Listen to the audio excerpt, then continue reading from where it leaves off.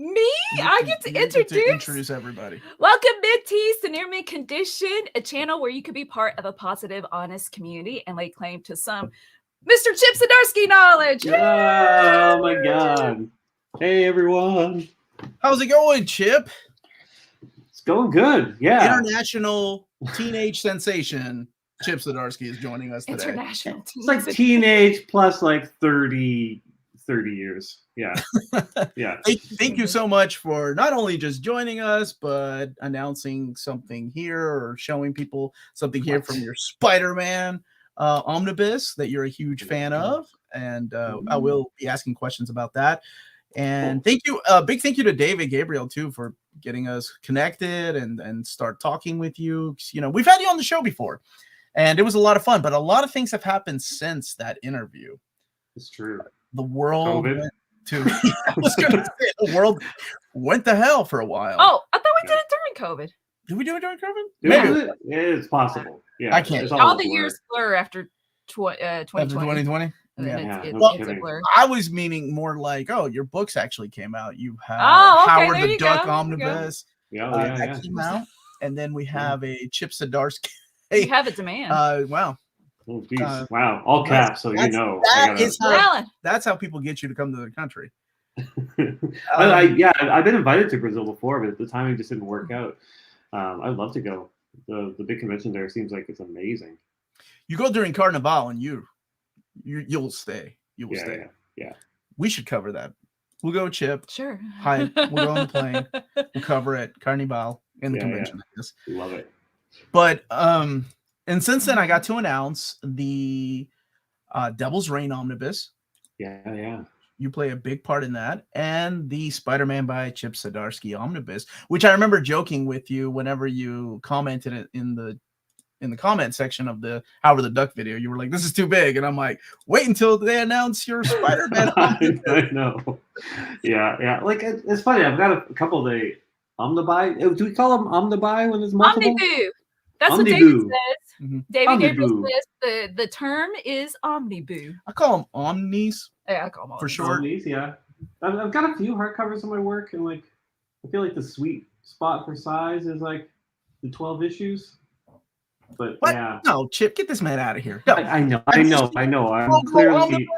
The squirrel girl. I'm old, and my arms always hurt. So, do I still have? Oh, no, I got rid of it. Yeah, the one that broke me, I had a Love and Rockets omnibus, Locus, which collected all of Jaime Hernandez's stuff.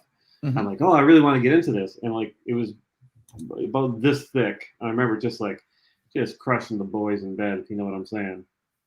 Crushing the boys. And I was like, I can't read this format. But yeah, 12, I mean, 12 issues feels like a nice chunk for me. Well, we talk about it a lot with Sex Criminals, because like, we put out 3 volumes of Sex Criminals in hardcover, and I spent a long time designing them and stuff. And like people are like, "Oh, we need an omnibus of it." I'm like, but like it's only 3 volumes. It feels like it's maybe I need a slipcase. Would a slipcase solve my problem if I put out a slipcase for Sex Criminals? Just a second. Hold up. Okay. Last interview, you said you threw your dust jackets in the trash, though. Sorry, not to promote other things. But like, this is the hardcover for Sex Criminals. It's yay thick. I've got 3 volumes of it. I feel like that. Like, if I had a slipcase for these 3, would that take the place of an omnibus? No, it's not good enough, Chip. I'm sorry. It's not good enough. No, it's never good enough for you. God damn it, Omar. It's not thick enough. Now, what they'll probably end up doing, though, being Image, is they'll probably do a compendium, which is a softcover omnibus, right? And we have talked about that because it's the 10th anniversary of Sex Criminals next year. Wow, it's really been that long. I know. So that was like our first or second book club meeting. Really? Something at the beginning, yeah. You know what the weird part about that is? Like, I remember doing a show in like Scotland a few years ago, before the pandemic. And this guy came to the table, this big guy, big beard. He was just like, "Oh yeah, Sex Criminals. You know, my teacher used to take it away from me in high school when I was reading it." I'm like, what? Like a couple of problems there. I'm like, but you're a grown ass man with a big bushy beard. Like, how are you reading this when you were a child? Yeah, time really messes with you. Oh man. Yeah. So we have some international viewers right now that are saying hello from all Okay. over the world. We picked the Hey. perfect time to have you Good, on. yeah. I feel like I'm gonna do a France signing at some point because they're doing like Urban Comics is doing a whole like weird French Chip Zdarsky kind of deal. They picked up like a bunch of my Image books and the Batman stuff. So yeah, that'd be fun. Thank you, James, for that idea. If you make a sex criminal slipcase, you need to make it look like a condom. Yes, Chip. Well, our plan was always to make it look like a brown paper package. Oh, like one that you walk. Like a classic, like when you order an adult novelty toy. Right, and you get yelled at. Well, he did this thing. Here's a fun, or maybe not fun, revelation. When we did these big hard sex criminals, we were like, the people always complained that they couldn't read a book called Sex Criminals in public, and so we made sure it was a different book underneath. Where is that? A book called Down Boy: A Guide to Euthanizing Your Pets. That's even worse. Totally better. That is so exactly. It's a bus with my old cat monster truck. So, New Spooky Channel is asking if you have a high res version of that picture, the holding the cat. Of me holding the cat, yeah. So it's like it's a high res version. Yeah, this is really funny because this was like we were doing. We were selling out of like issues pretty quickly when Sex Criminals started, and kept having to do new things. We wanted to do them all different, so we decided to do one like this, and like it was due the next day at the printer. So I got Matt to get a photo of him taken in that position, and my wife took a picture of me in this position, and I photoshopped them together. And then for this one, I added the cat. Yeah, so yeah, really good job. You know, a lot of people comment you on your writing, but you're also a artist, right? Like people, when you go to conventions nowadays, like what do people recognize most of you? Since we're talking about cons, like what do people come up to you and be like, "Hey, I love your writing. I love your." Is that about what you get, or is it I love your art? Yeah, it's definitely switched over to writing because like I spent 5-6 years drawing sex criminals. Yeah. And now I have the weird thing where when people discover Sex Criminals, they think that Matt Fraction's the artist and I'm the writer. Like, so I'm like, oh no, actually I drew. And they're like, what, you draw? So that's a little weird. I've drawn a couple things, like a couple short Batman things and a little Daredevil short and a Spider-Man issue. Yeah. But that's about it for Marvel and DC. So I haven't drawn a lot except for my own book, Public Domain. You drew my favorite variant covers for The World's Finest, though. I love those. Batman, Superman, and Superman. Oh yeah. You showed yeah. me the day while I was driving, Those so I are had the to best. glance. I can't even take the credit for that. It was the editor who came up with it. He approached me with the idea fully formed. He's like, that slap? We want to do those as covers. I'm like, I'm in. Easiest money I ever made. Beeper Leaper. That's fun to say. Thank you so much for this super chat. Gonna give you an Alf going ting. $10 and I get 10% of that. That's the deal, right? Oh, and YouTube gets 30. Love you, Chip, and Near Mint. Chip, you're the best, and I read all of your work. Oh, that's awesome. Thank you, Beeper. Yes, thank you so much. And Nasty Man was saying you got him in the comics as well about getting this person into comics. And I'd like to start off with a question of my own, and then I'll definitely get to questions. First of all, poor Nasty Man. I feel so bad. I always have mixed feelings when somebody's like, "Oh, I got into comics because of you. Now I bought 40 Omnibus." I'm just like, "Oh my god, I'm so sorry to those people," because I've just opened up their wallet to the world. Yeah, but that's it's fun. It's nice, right? But it's also like, yeah, you got me into comics. Now I spend all my money on comics. I'm like, oh god. What I always say is it definitely beats other ways of spending your money, right? There's other worse ways to spend money, and I think comics is a wonderful way. Yeah, and they're infinitely. The thing I love about comics, especially collections and omnibus, is they're infinitely rereadable. Like my shelf used to be full of novels that I had read, but I almost never go back and reread a novel. But with comics, I'm constantly just grabbing them off the shelf and just flipping through and re-engaging with them. Yeah, I love it. I see what you're saying. However, I think I read novels more. So. Oh, I read novels more, but I don't reread them more. I reread them more than I do. Oh, really? But, interesting. What's a novel you've reread the most? Oh my goodness, let's see. What's going on here? We're supposed to be interviewing. Sorry, I'm always curious because I can't. Chronicles of Narnia, A Wrinkle in Time series, 2001 Space Odyssey. Yeah. Hold up. What's another one? Nerd. All You Need Is Kill. I just recently reread. Oh yeah. And Isaac Asimov. Oh gosh, yeah, she loves those. Okay. Yeah. I remember a long time ago, before I started Marvel 2-in-1, I was at dinner with Jonathan Hickman. I'm pretty intimidated by Jonathan because he's so smart. And he mentioned that he rereads all of Dune every year. Like that's his jam. I haven't read Dune. No. No, same here. Oh, thank you, Chase. Beowulf. I collect different translations of Beowulf. Yeah. Oh my gosh, it's so good. Yeah. Like I've read Dune twice, and I think that's enough for my life. I loved it. Edwin rereads it. I loved it. Like, okay, Edwin's a smart guy then. I feel like you have to be, like you really have to love something. That's a lot. Okay, sorry. I don't want to derail this. I'm sorry, but I have to say, my wife is named after a character from Dune. So there's a character named Jessica in Dune. So when she was born, her mom was like, "I'm into Dune. I'm gonna name her Jessica." And I discovered another friend of mine named Jessica was also named after the same character from Dune. And now whenever I do comic conventions, if I notice a woman who's like in her mid 40s to late 40s, I always ask them if they're named Jessica. I'm like, "Were you named after Dune?" Oh, you mean? And it's happened a lot. Really? Yeah. So we thought. So you don't know the woman's name. First, no. When I go to sign it, like they'll be like, okay, Jessica, and I'll always ask them. I'm gonna ask. That's just a weird creep. That's a good YouTube channel. Follow Chip Zdarsky around a convention, try to point out who looks 40 and older, and ask. You look like a Jessica. But it's so funny because so my wife and I were like, we've never read it before, even though she's named after the character. And we were like, we're gonna have a little book club, the two of us. We're gonna lie in bed together and read Dune. We bought her 2 copies of Dune. I read 2 pages. I'm just like, I can't do this. I just put it down. That was a romantic idea. I can't. Yeah. I think we did that with Narnia, right? We did that with Narnia. We were reading out loud to each other. And then I got smart, and I'm like, let's do The Far Side instead. I love The Far Side. Okay, I'm gonna start off with I'm combining 2 questions because we got a lot of good ones. Oh, no spoilers. Are you ready? Sorry. Are you ready? Yeah, I did take out the questions that about spoilers. No. She was about to ask how your half Batman of this ends. half of this is a student's question.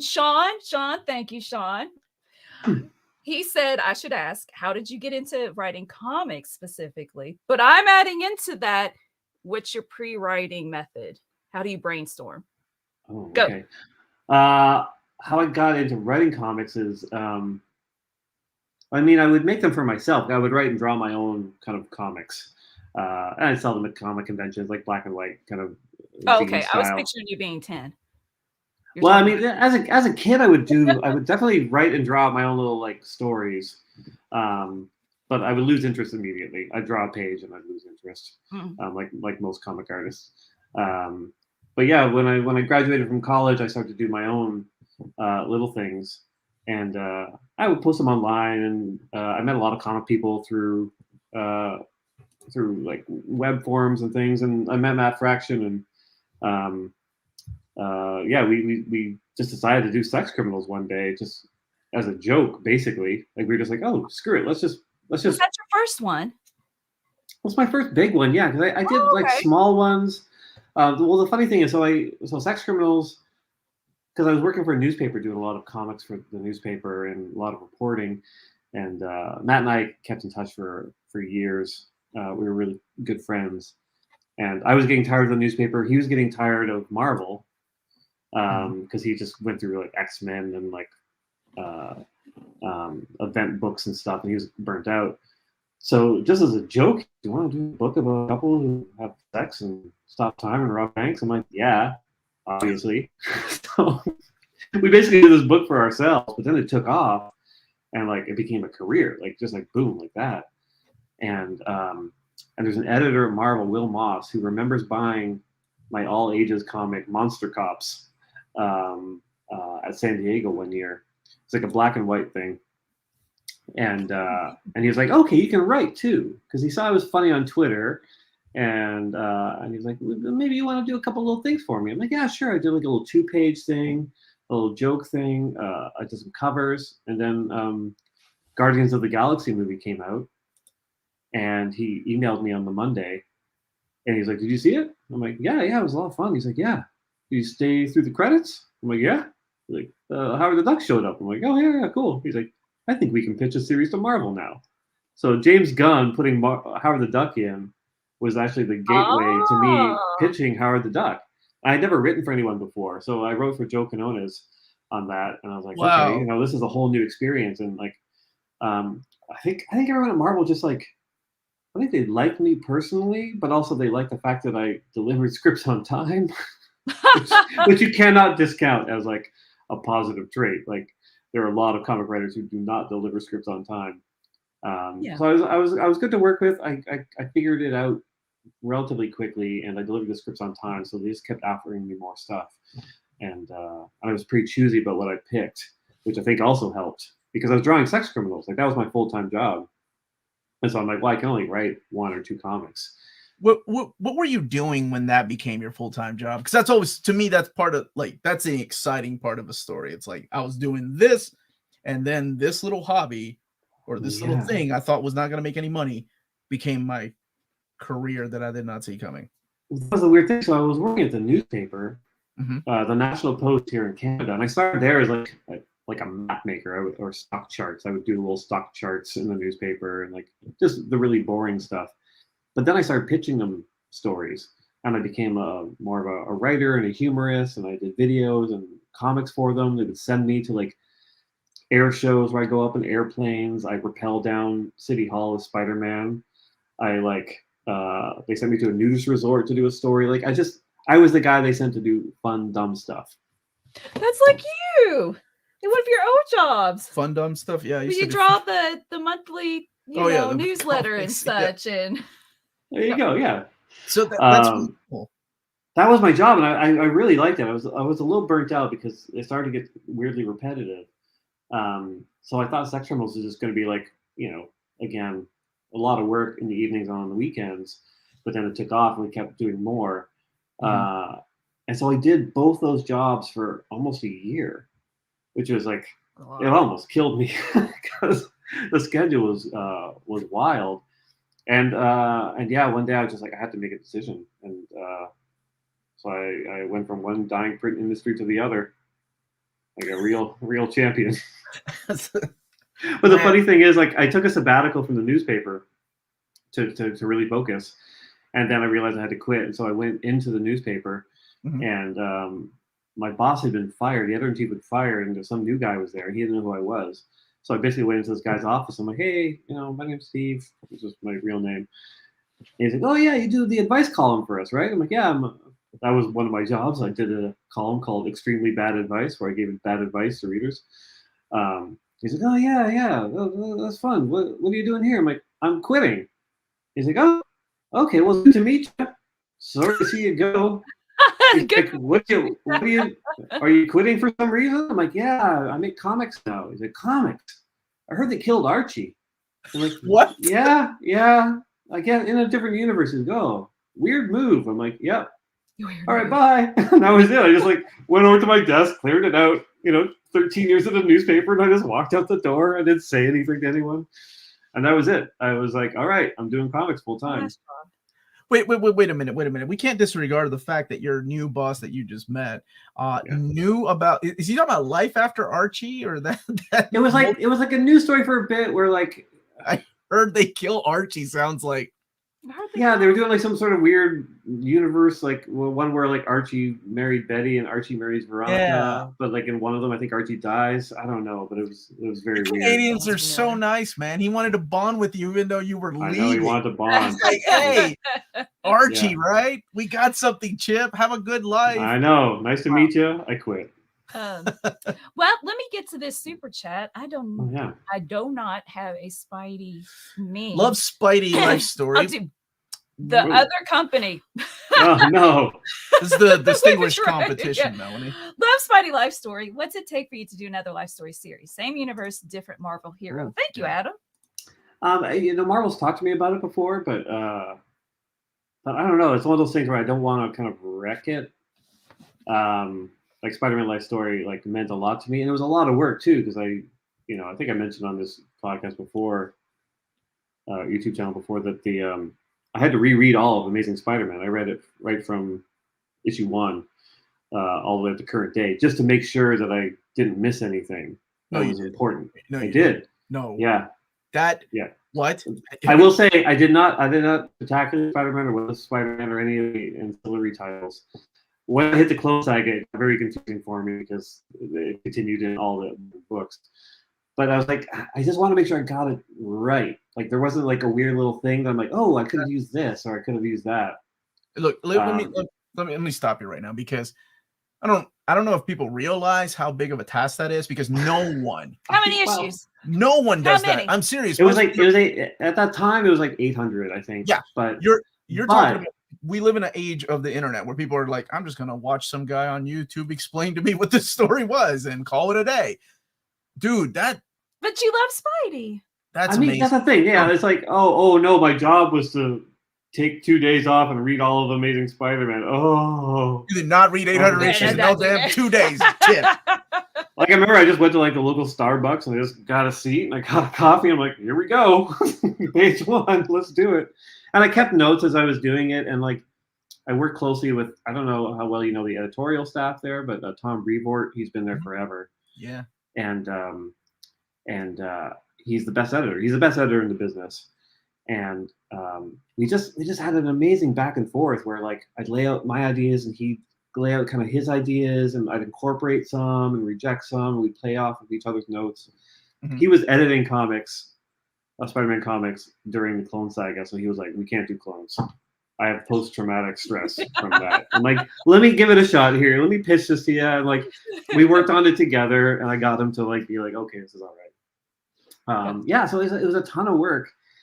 And I did think about doing the Fantastic Four one. Mark Russell wrote the Fantastic Four one after me, and it was great. It was a very different style. Well, it wasn't Life Story. What he did was, I'm not actually eating you at all. Mr. Zdarsky, I'm not doing that. Well, no, I mean, it was under the Life Story banner, and he tackled it in a very different way. Then he did Hulk Grand Design, right? No. Mark Russell did Fantastic Four Life Story. That's right. He did. Yeah. But it was, Chip just one up me. I'm sorry. That's 1 for Chip, 0 for Omar. Fine, it's okay. And I loved it. I loved reading it, and I'm glad I didn't try to write it because, I feel like the Spider-Man Life Story, that was my thing, and I like the idea of other people doing it. Like, I think I pitched him the idea of like Al Ewing doing a Hulk Life Story, or like almost anyone doing a Daredevil Life Story. I really tried to get Ann Nocenti to do a Daredevil Life Story. I don't know if that went anywhere. Wait, really? Yeah, because she had all these like great ideas about Daredevil in different time periods. I was talking to her once, and I was just like, oh my god, that's a life story. She's like, what's that? I'm like, oh, this thing I did at Marvel. And like, she's like, oh, that's interesting. And I remember hooking her up with some editors, but I don't know if anything came of it. But yeah, as a fan, I want to read other people tackling it, and it would have to be each one has to kind of be in their own universe, so they're not like tied to all the stuff that I did, because I set up a lot of the other characters and the FF stuff. And dude, what you did with Life Story was amazing. Like we cried, and I think the last time we talked, you clarified like originally you wanted to make it longer, right? And do you ever think like maybe one day I could go back and do a James Cameron director's cut of Spider-Man Life Story? Like, well, I mean, the original idea was going to be called Marvel Age, which is like the perfect name for something about characters aging in real time. And it was going to be about the Marvel universe. Like the main characters were going to be like Reed Richards, Wolverine, and Spider-Man. Mm-hmm. It's going to be like history. It's going to be all the Marvel universe aging in real time. And then Tom was smart. He like narrowed it down. You just finished Spectacular Spider-Man. People like your Spider-Man. Focus on a character, or else you're going to get lost in the weeds. Like we can't it's hard to sell a 12-issue miniseries based on a whole new universe of ideas. I'm like, he was right. It was the right move. Somebody earlier was asking about if you would write Wolverine, since you mentioned it. I love Wolverine. It's funny. He's one of those characters where I've written him a couple of times, like a little bit in Star-Lord and a little bit in the Fantastic Four X-Men miniseries. I remember talking to Fraction about it, who wrote Uncanny X-Men, who also loves Wolverine. And he's like, he wrote like one scene with Wolverine in Uncanny X-Men. He's like, oh, that's it. That's all I need to say about Wolverine. Like, you can distill your love of that character down into like a scene or two. And I think that's kind of my feelings of Wolverine. Like, I love having him pop up, give a couple of like interesting lines, and then drive off into the sunset. I don't know if I'd have a Wolverine story in me, like a full one. Well, Josh, thank you. Actually, no, sorry. That's okay. Before I did Sex Criminals or anything, I had an in with an editor at Marvel, and I think he worked on Wolverine. So I pitched him a one-shot Wolverine story where Emma Frost, he has to infiltrate like the accounting firm for Hydra or something like that, and like Emma Frost gave Logan all the knowledge of an accountant, so he could infiltrate. So most of the story is Wolverine as this like a hulking hairy beast, like crunching numbers in his accounting firm. And I pitched that as like, hey, I think this is gonna be a really good idea. It was like, oh yeah, let me think about it. And then the editor was fired. So because what could have been? What could have been? The story. Yeah. Josh, thank you for the super chat. Would you ever do Nightmare Batman story? Nightmare Batman story. I don't even know what that means. It's Nightmare with a K. It's a K. I would if I knew. Right now. Yeah, let's look this up. I must be missing something. Oh no, I meant make it up. He's a knight. Well, he's in a nightmare. Go.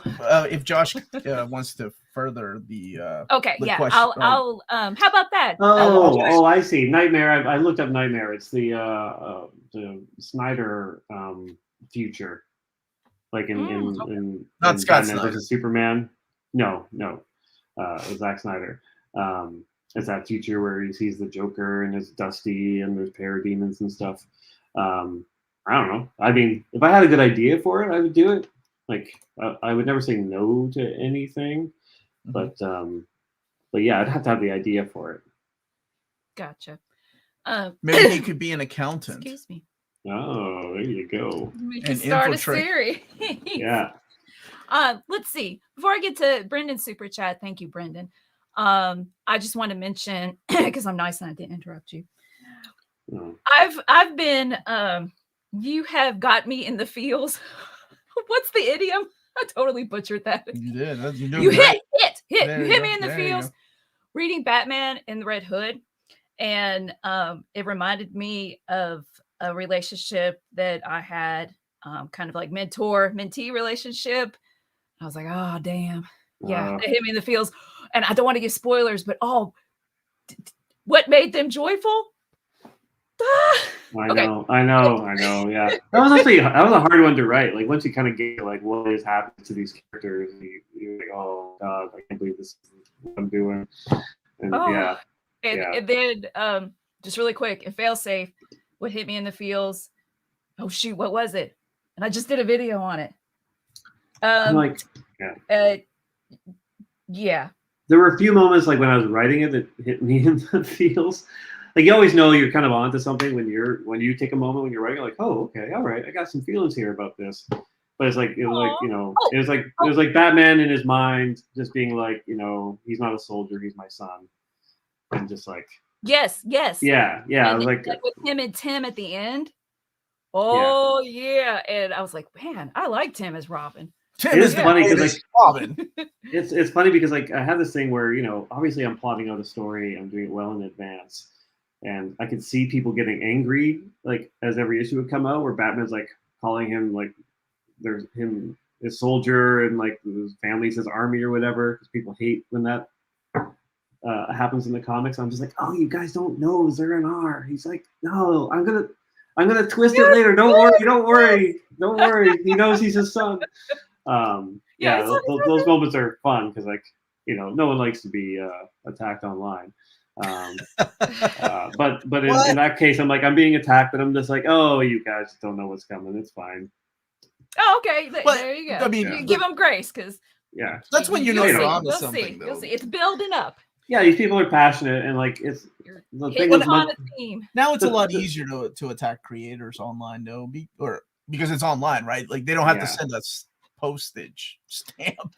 Yeah, but also it's also just like the monthly nature of the comics is like there's cliffhangers and there's fake outs and stuff, and like you can be really upset if something happens in one issue, but like we may have a plan to undo it in the next issue. We have to pay attention, and I get why it's hard for some people to read it in that way. That's why I always recommend people buy the omnibus, because you know why? Because then you have the full story there, and you can read the whole thing, and you won't get upset and have to wait another month to find out, why Batman's being a dick. Let's see. So to get to Brendan's super chat, I'm working on collecting. Here, you get a butt comic. I'm working on collecting every DD book ever published, and yours are among my favorite. So no pressure, but you leaving Daredevil may take my quality of life. No pressure. But first of all, Marvel hasn't announced that my run's ending. But between you and me, it is. But I know who's coming next, and I know what the story is after me. So Brendan, you are going to be fine. Trust me. Daredevil's a really fun book at Marvel because there's a history of the handover. Like when one writer ends, they usually create like a weird situation for Daredevil. The next writer has to pick up the baton and kind of roll with it. And being a part of that and getting to do that to the next writer, but also with the next writer. Like I'm getting to work with them and just be like, hey, here's where I'm ending. I love that. Because the same thing happened to previous writers, like Bendis leaving the book, and Brubaker's like, how about you do this? And Bendis like, are you sure? And Brubaker's like, dude, I got this. Yeah, awesome. Like I've always had the idea for the ending in mind, and I knew it would kind of screw over the next writer. But being able to have conversations with them and be like, oh, there's possibilities here, and we can like really work on something special. And just seeing what they've been doing, which has been amazing. I've seen outlines, I've read the scripts. I'm just like, oh yeah, this is like, Daredevil's, the chance of high quality in Daredevil is always high because everyone who works on that book is just like give it their all and unfettered. Like, and the next writer has definitely got that going on right now. It's gonna be really good. Oh, that's good news. Oh, now we got to talk, Chip. Would you ever do a Spider Shadow sequel? Maybe, yeah. I mean, we kind of left it open where there could be one. And thank you, Ian, super chat.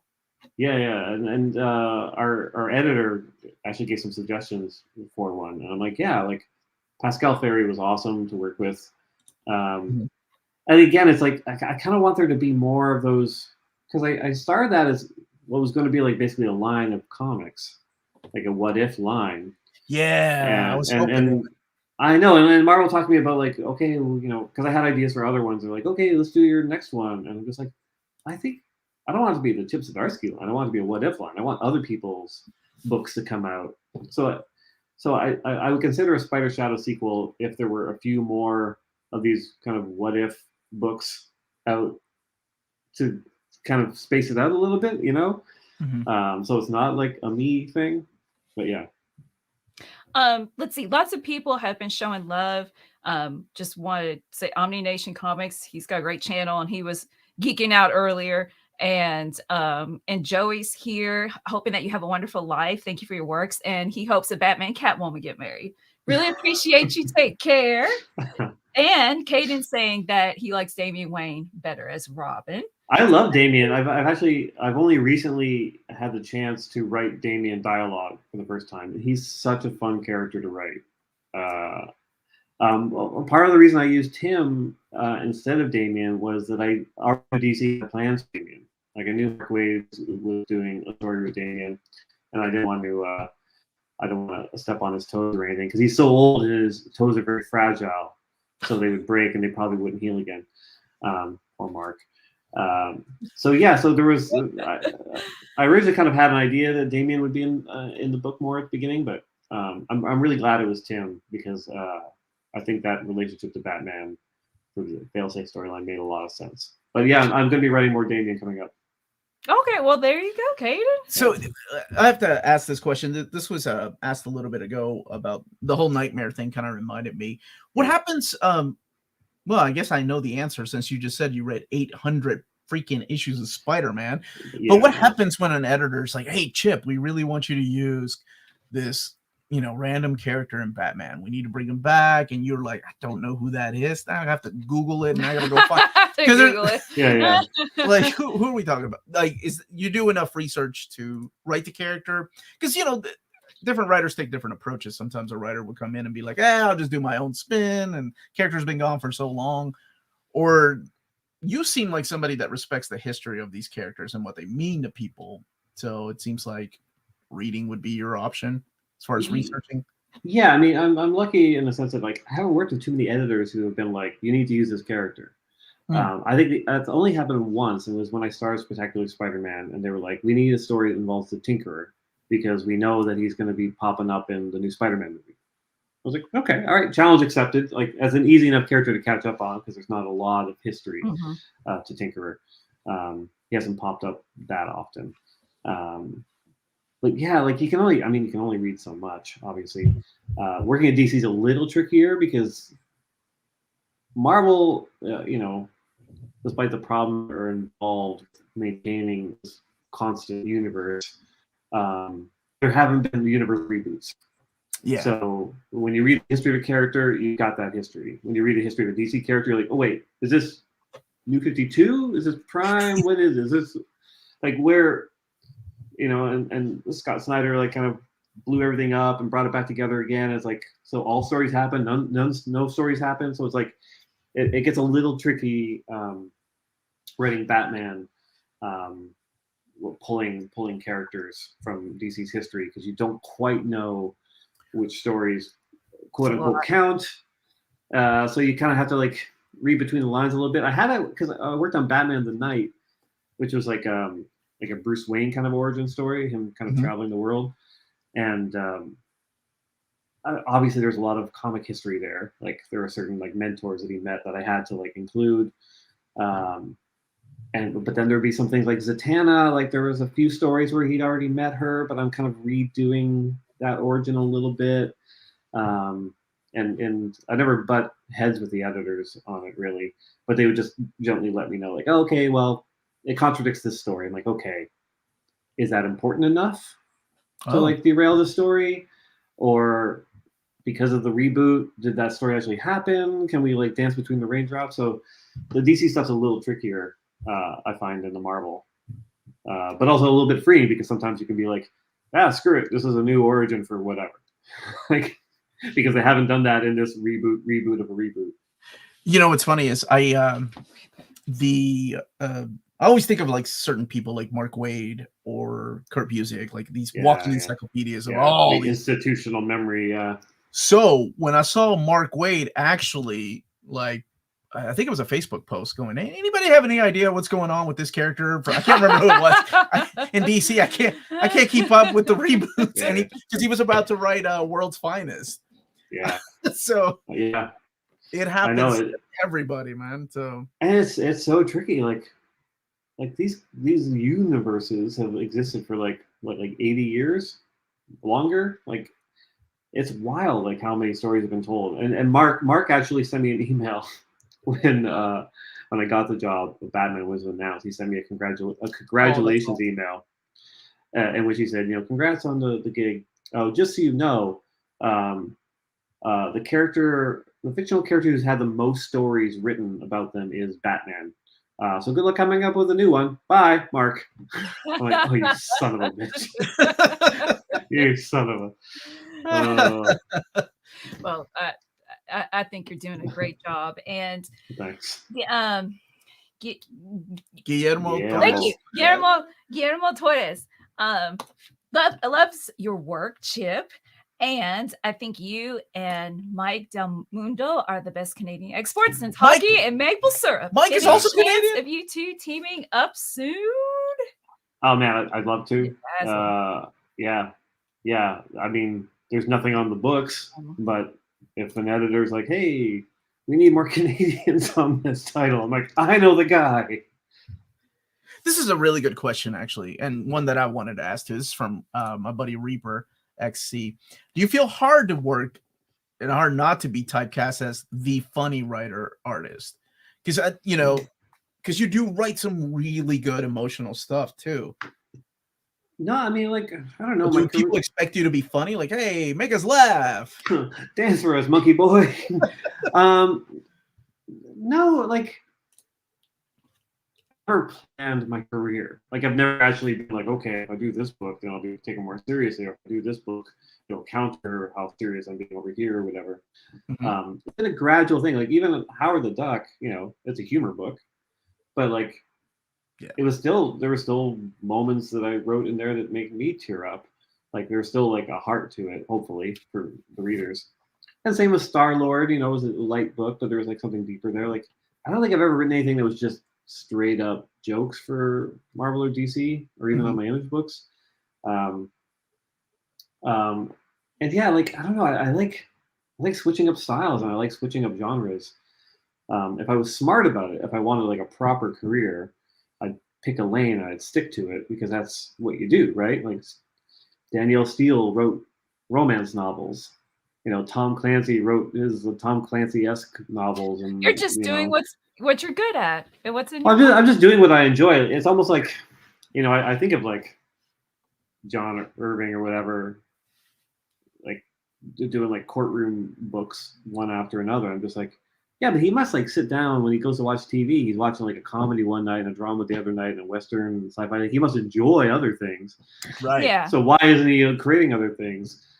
Because that's just not smart marketing. Like, you need to build a brand. And I've been really bad at that because... well, Amazon said you were superstar, so...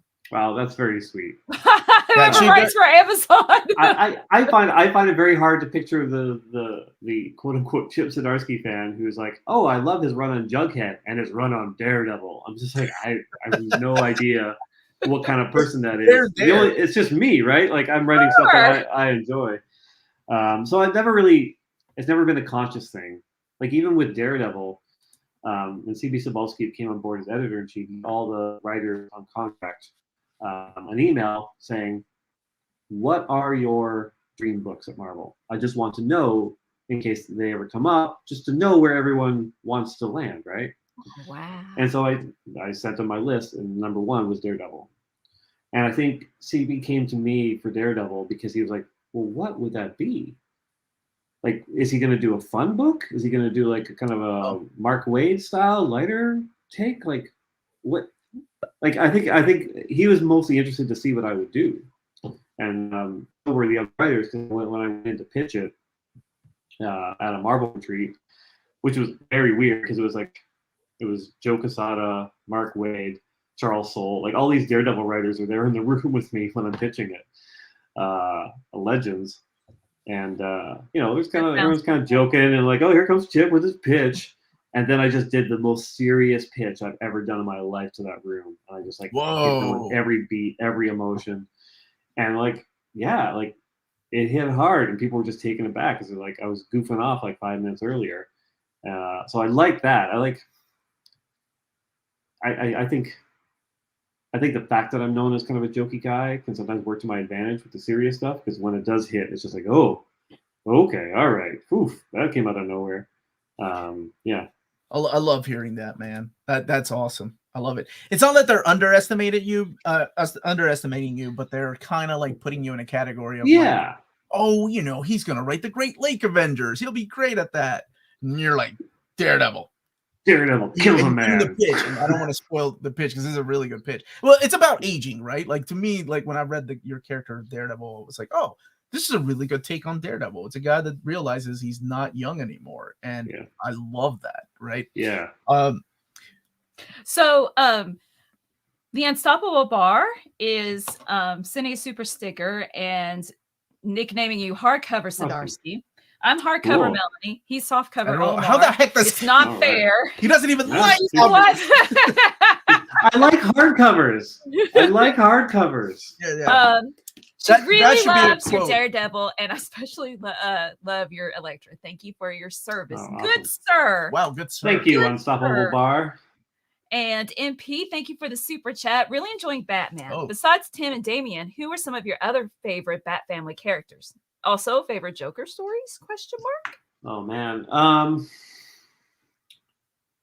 I love Dick Grayson, but I think a lot of that just has to do with Tom Taylor's writing. Like I'm really digging Nightwing a lot. Yeah, it's good. One of the biggest things. I just got back from Barcelona, in which I got to meet Jorge Jimenez, the artist on Batman, and we were hanging out. And even though I don't speak Spanish, he doesn't really speak English, we did manage to come together on our love of Alfred, the butler. Aww. And we're upset that he's dead in the comics, and yet I still don't have enough power to bring him back because there are other people who don't like him. I'm just like, come on, give it a couple of years. There'll be love Alfred reboot. He's my favorite. Favorite Joker stories. I mean, there's so many. Christ. I like anytime Scott Snyder wrote Joker, I loved it. Mm-hmm.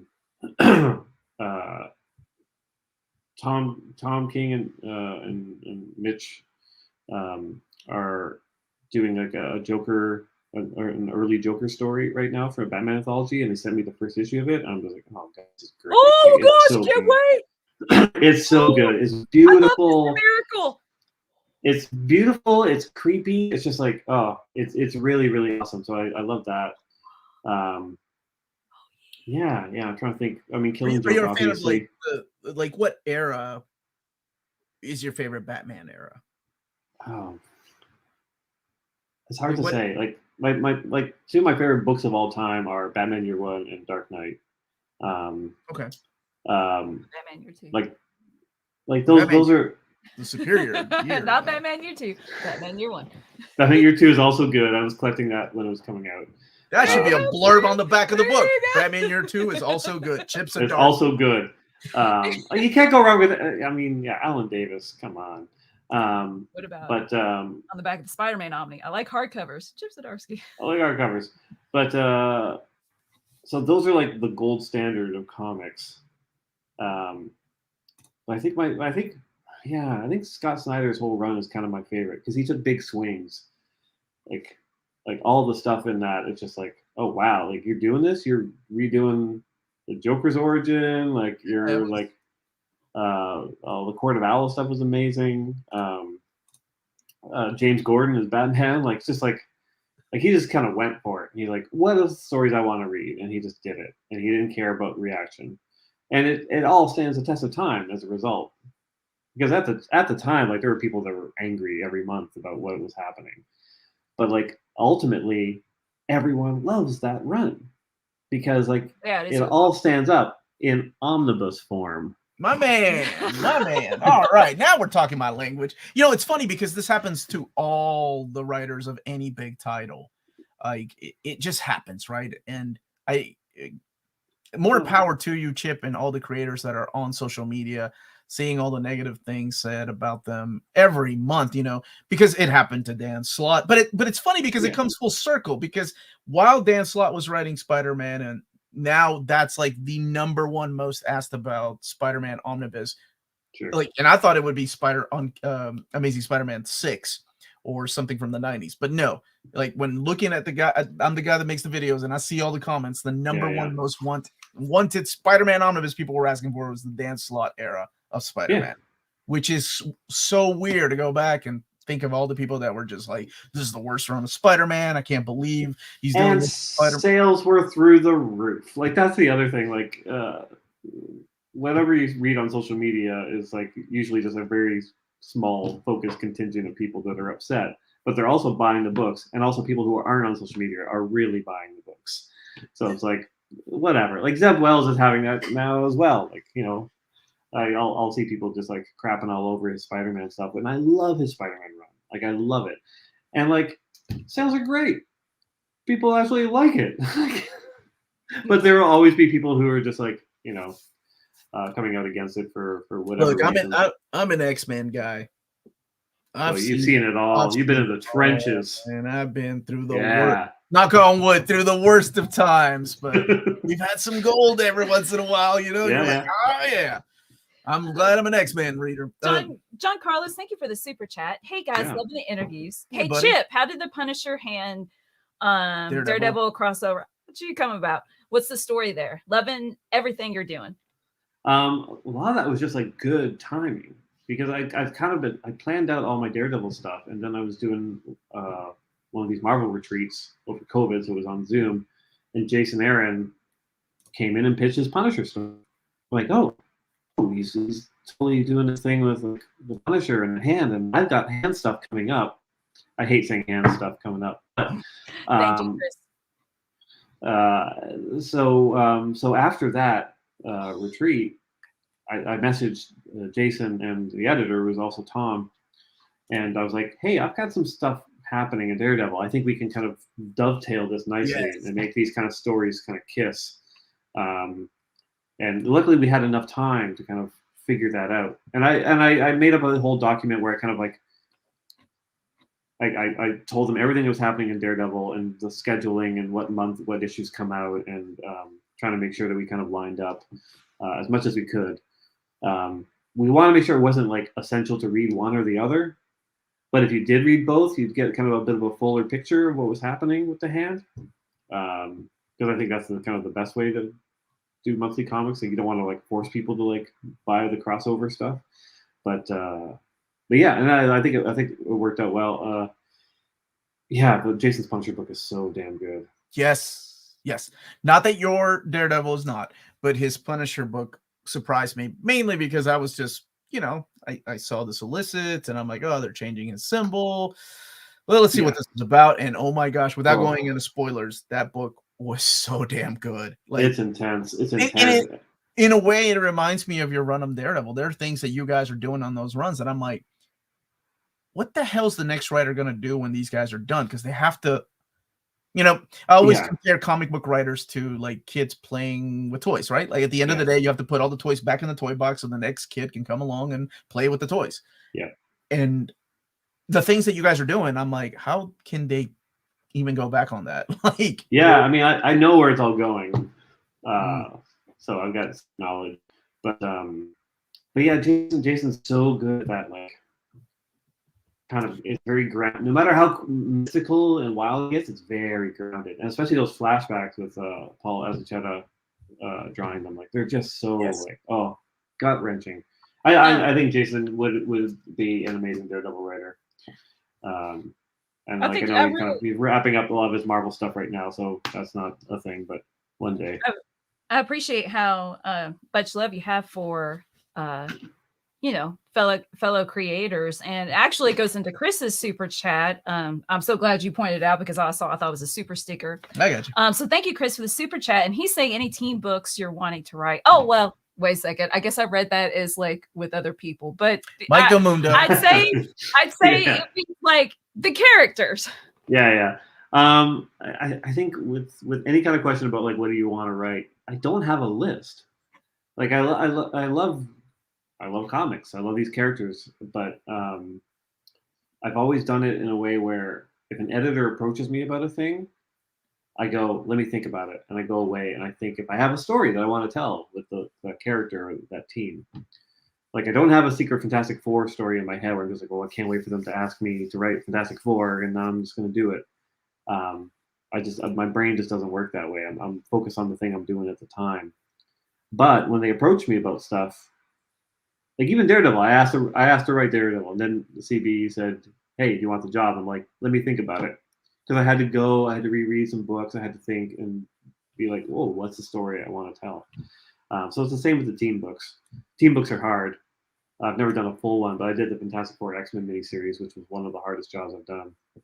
Because you had multiple characters. Well, multiple characters, but also I dealt with two different offices because I was I was hired by the Fantastic Four editor Tom, to do the book, but I had to run everything by Dan Slott, who's writing FF, and Hickman, who's doing X-Men, and the X-Men editor. So I was getting notes kind of from everyone, sometimes contradictory, sometimes that would blow up the story a bit. I'm like, okay, I got to get through these 4 issues, man. I got to do it.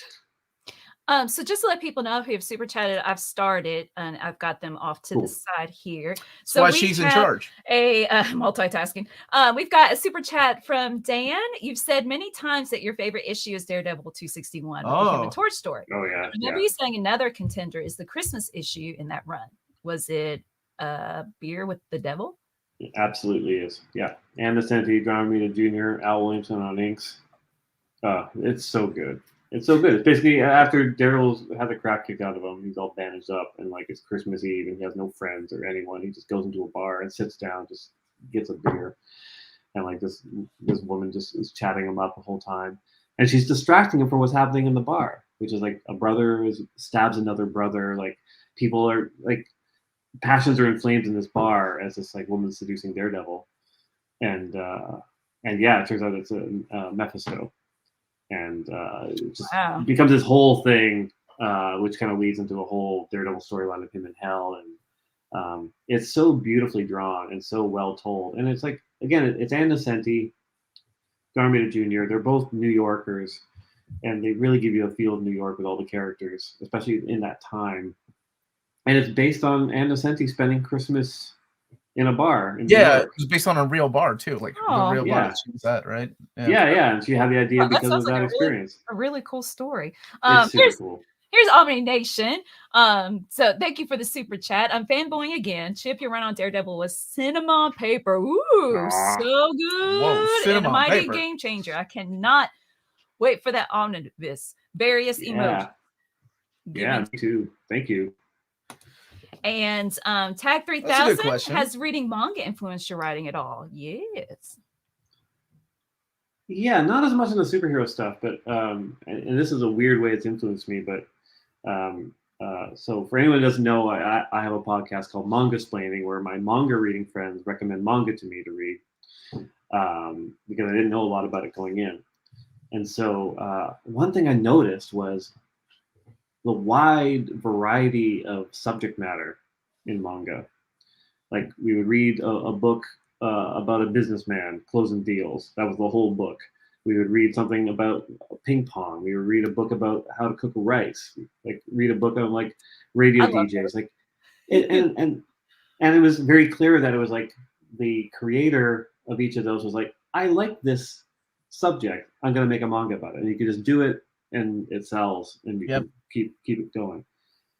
And so I had a moment where it's just like, I need to think like that. I need to think like manga creators. Like, what is the thing that I'm? Because you notice in North American comics, it's always like, what's hot right now? And all of a sudden, next thing you know, you got like 10 vampire books out, or like a dozen westerns, or like a million fantasy books, like very genre specific.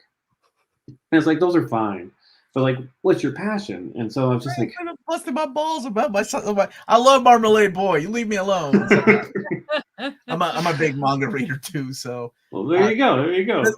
You're right. So, like the titles and the concepts get so ridiculous that we didn't really have a lot of like those kind of comics here in America, unless you were looking at the indie comics, right? I think the very first one, at least for me, that I remember thinking, oh my gosh, I think I just read a manga, was Strangers in Paradise. I remember when I was reading Strangers in Paradise that it felt like that's what manga was to me. And I thought very much like it was like Maison Ikuku or something like that. It's just about like relationships. That's a special place in our heart. Look at Chip dropping knowledge. Rumiko Takahashi's masterpiece. That's so the funny thing is, so was it the first? I think it was the first one I read because I read it in high school. Yeah, I loved it. That and Rama 1/2 or whatever. Like, but yeah, so that idea stuck in my head, and I was just like, well, what are my passions? And then I realized my only passion is comic books, and it was like one of those kind of sad moments where I'm like, oh, I don't have hobbies or interests, like it's just comics. But I love the history of comics. I love reading books about like and interviews and stuff. And so that's what prompted me to do my Substack image book, Public Domain, which is about comic creators. and fighting over like the creation and the legalities of it all. So it's very much not a standard North American comic. There's superheroes in it, but they're on paper.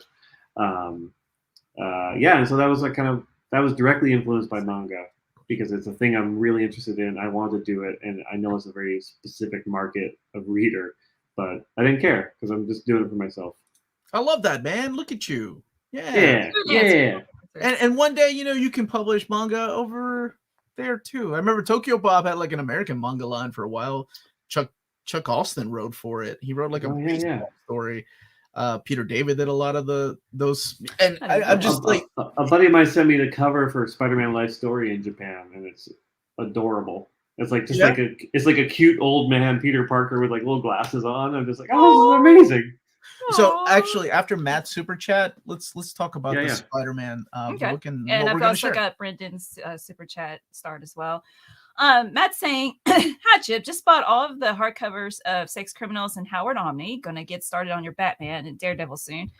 If you could have any superpower, but you had to give up one of the 5 senses, what superpower would you have, and what sense would you give up? Who's your least favorite creator? JK, LOL." Jesus. All right. So the senses question. That's an easy one. Come on, Chip. Come on. You know what you'd give up. I mean, and while you're thinking, I did show this earlier, but Joshua is giving. You gotta have sight, right? Like it helps you gotta have sight. Like it's funny during COVID. I don't know if you guys have caught COVID. I feel like everyone has. I got it, and I remember I was on day 3 or whatever, I was lying in bed. I'm just like, it's pretty amazing that I don't stink yet. So I've been lying in bed for 3 days, and I'm like, oh, wait a second. And I remember just rubbing in my armpit and going, oh no. And I just started sniffing deodorant, and I couldn't smell it. I'm like, oh man, this is wild. Really freaky to lose a sense, even if something smell. It came back, but it's the easiest one to get rid of for sure. If I had to get rid of one, it would be that. The superpower would probably be the sex criminal superpower of stopping time, because then I could get more work done. Oh, you're so adorable. So I would be like, horrible. Anytime anybody ever asks me this question, I always realize I don't think I would be a superhero. I would be the opposite of one. What is the opposite of a superhero? I would misuse my powers. Yeah, when I said that if Atticus Finch were real, I'd marry him, you said that morals were overrated. Morals are overrated. Absolutely. I stand by my statement. Okay, so we got a couple more super chats, but you want to show this really quick? So really quick, Chip has something to share with everybody. Besides his... I do. So I'll preface this before you put it up. Yes, okay. Go ahead. So I found out about the Spider-Man Omnibus through... How'd you find out? Through a YouTube channel. I forget which one. They all blend together. We really do. And I was like, oh, this is really cool. And you showed the bookstore edition, the direct market edition. I'm like, oh, those are great, but man, I really want to do one. So I immediately contacted David Gabriel. I'm just like, please, come on. I'm begging you. I know how to draw a little bit. Yeah, I know how to draw. let me do one of these. And David, I love David. He's such a huge supporter. He was like, all right, let's do this. So I pitched him a bunch of ideas, and we settled on one design, and debuting it through you, since I found out about it through you. Oh, dude, that means a lot. Seriously, when both of you hit me up, it was awesome, and it's an honor to have you on here to talk about this. So, hey, mine. Let me. Just moving that out. Okay. All right, so let's get ready. Keep going. There we go. All right. So, it's an all black variant edition. I hope everyone likes it. This will be the second direct market cover, only available to the direct market. So let's keep that in mind. And what we're looking at here is the Chip Zdarsky exclusive can we rebrand? I think we were talking about it beforehand. We're gonna rebrand it the near mint condition exclusive. Yeah, obviously. He's jumping like on the symbol at the bottom. Yeah, no, I'm just kidding. This is awesome. Your head, you're like I always wonder how these things work. It wasn't until I started working with David, announcing things and working with his team, how little contact there is sometimes between creators and the collected editions, other than when it was in the office, it was like, hey Peter, we're gonna do a collection of your She-Hulk run, while he was walking, like I'll never forget. No, it was Dan Slott's She-Hulk run. He was walking right in front of David's office, and David's like, hey Dan, really quick, we just wanted to let you know that we're gonna do an omnibus. And Dan was like, oh cool, thumbs up. And there's so many creators that whenever we tweet out, this is the covers, these are things that were like, oh, that's cool. Like they're usually like people. It still shocks people that sometimes they're the last ones to find out. Yeah, I mean, Marvel especially puts out so much product that they can't actually they need a whole other department just to notify creators of where their work is showing up, and in what formats. So I'm never upset about that idea. I'm just happy that I find out about it with enough time to do something like this, because I illustrated the covers to Life Story, and it's one of my favorite gigs, and I felt like because it's such a part of this, I wanted to also do a cover like this, kind of in that vein, and I'm just happy they let me do it. Yeah, no crying cover. And it's the fact that I'm an artist and a designer, it's I always want to get my fingers into all of this stuff. I want to be able to participate. Fingers, I like his fingers. Thank you. Yes, it's pretty. We toyed with a couple of ideas. One was just going to be him doing the web shooter hand. So it's just going to be just going to be the hand, the whole thing. I thought that would be kind of cool, but I think they were right to choose this one. Yeah. Also, when's it coming out? This one is due out. Chip, do you remember? I don't know. I don't. January of 2024. Just in time for not Christmas. You can give an IOU. You can pre-order it and give your loved one an IOU of Chip Zdarsky. Yeah. And again, what we're looking at here is the direct market cover, because I know not everybody has a chance to get them, especially if you're watching overseas. There are only some places you can get them, but you can definitely check out, cheapgraphicnovels.com here in America, Walt's Comic Shop if you live in Europe or in the UK, Reed's Comic Shop, Comics Bugle ships. I know that they just closed the book depository, or will be closing by the time this is out. Yeah. So I'm trying to find some of I don't know if Nick is still here, where else you can purchase them if you are in Australia, but there's places that will let you buy the direct market cover. Yeah, for sure. If comic shops order big on them and they have them in stock, I'm sure most shops would be happy to.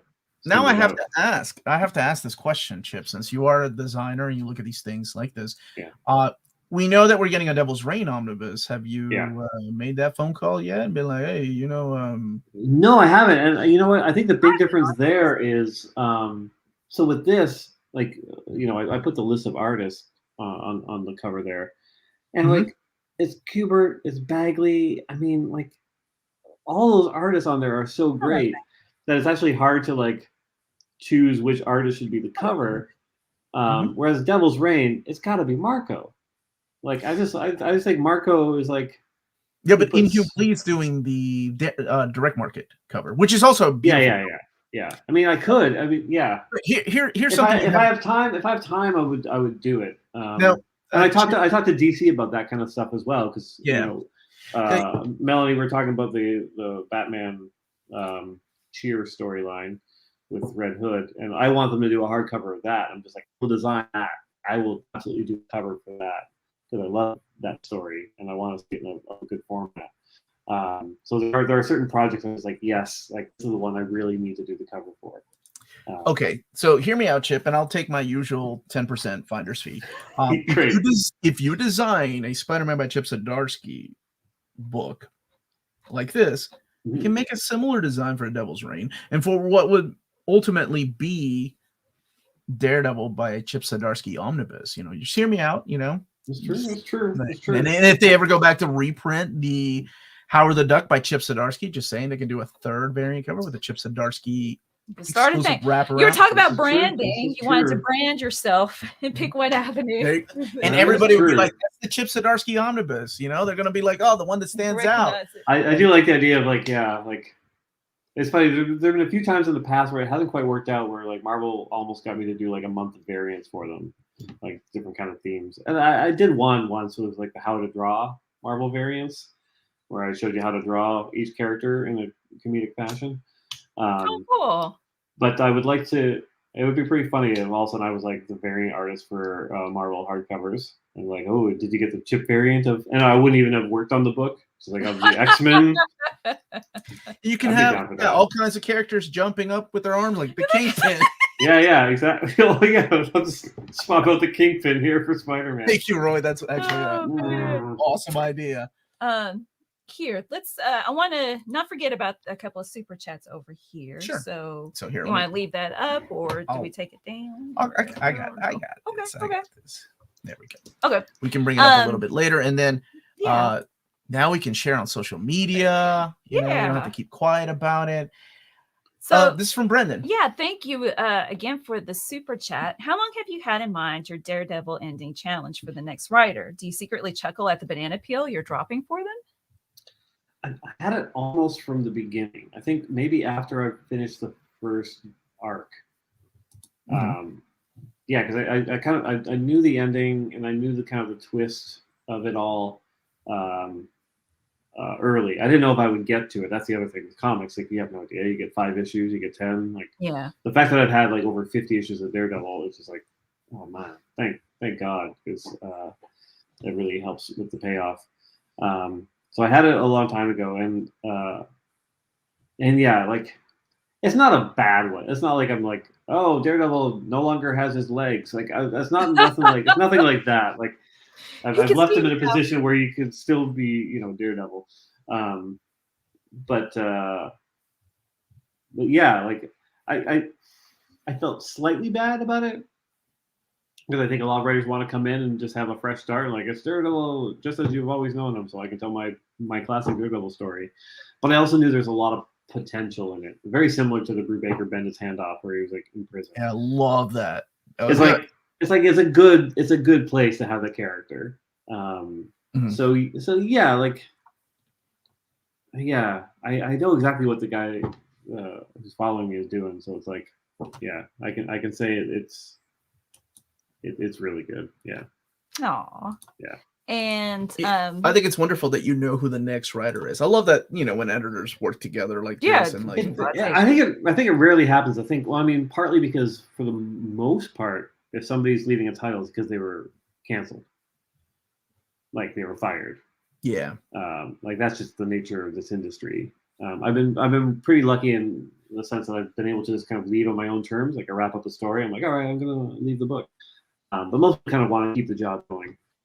And so, because I knew how far in advance I wanted this end, I had conversations with my editor like a year ago about this, where I'm just like, all right, we know where it's ending, so let's give the next writer a chance to really build out a story, instead of just being like, oh my God, I got a script due next month because they fired Chip Zdarsky. Okay, whatever. Daredevil punches. Which happens a lot. Yeah, like, it happens a lot, and like having that runway for the new writer, super important to me. And so, yeah, it's been fun. I know some writers can't read the book after they've left it, because I remember a couple of friends of mine have said it's like, it's like seeing somebody with your ex. Yeah, it's a little weird. It's a little weird. I remember Claremont saying that, and because can I either go one way or the other? It's either like, oh, it's not very good, and you feel like bad that it's continuing with you, and it's not very good, or it's better than you, and that sucks too. Because like seeing your ex was like a hunk, and you're just like, okay, no, I get it.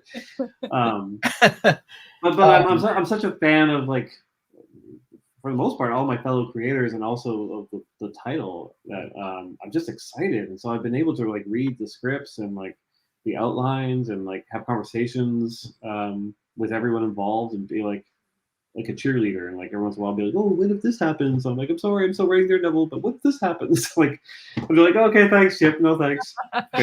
How much longer do we have before the ending of Chip Zdarsky's run on Daredevil? I can't give you the number only because I should leave that to Marvel to do. I jumped I jumped the gun a little bit by posting like my little promo on Twitter because I was worried.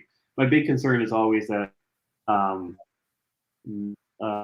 if I left it to Marvel to determine when to announce that I'm leaving, they might do it in conjunction with the announcement of the new writer, which would take away from the new writer a little bit. I think. Like, yeah, I don't want to suck the air out of the room. Class act. What a class so act.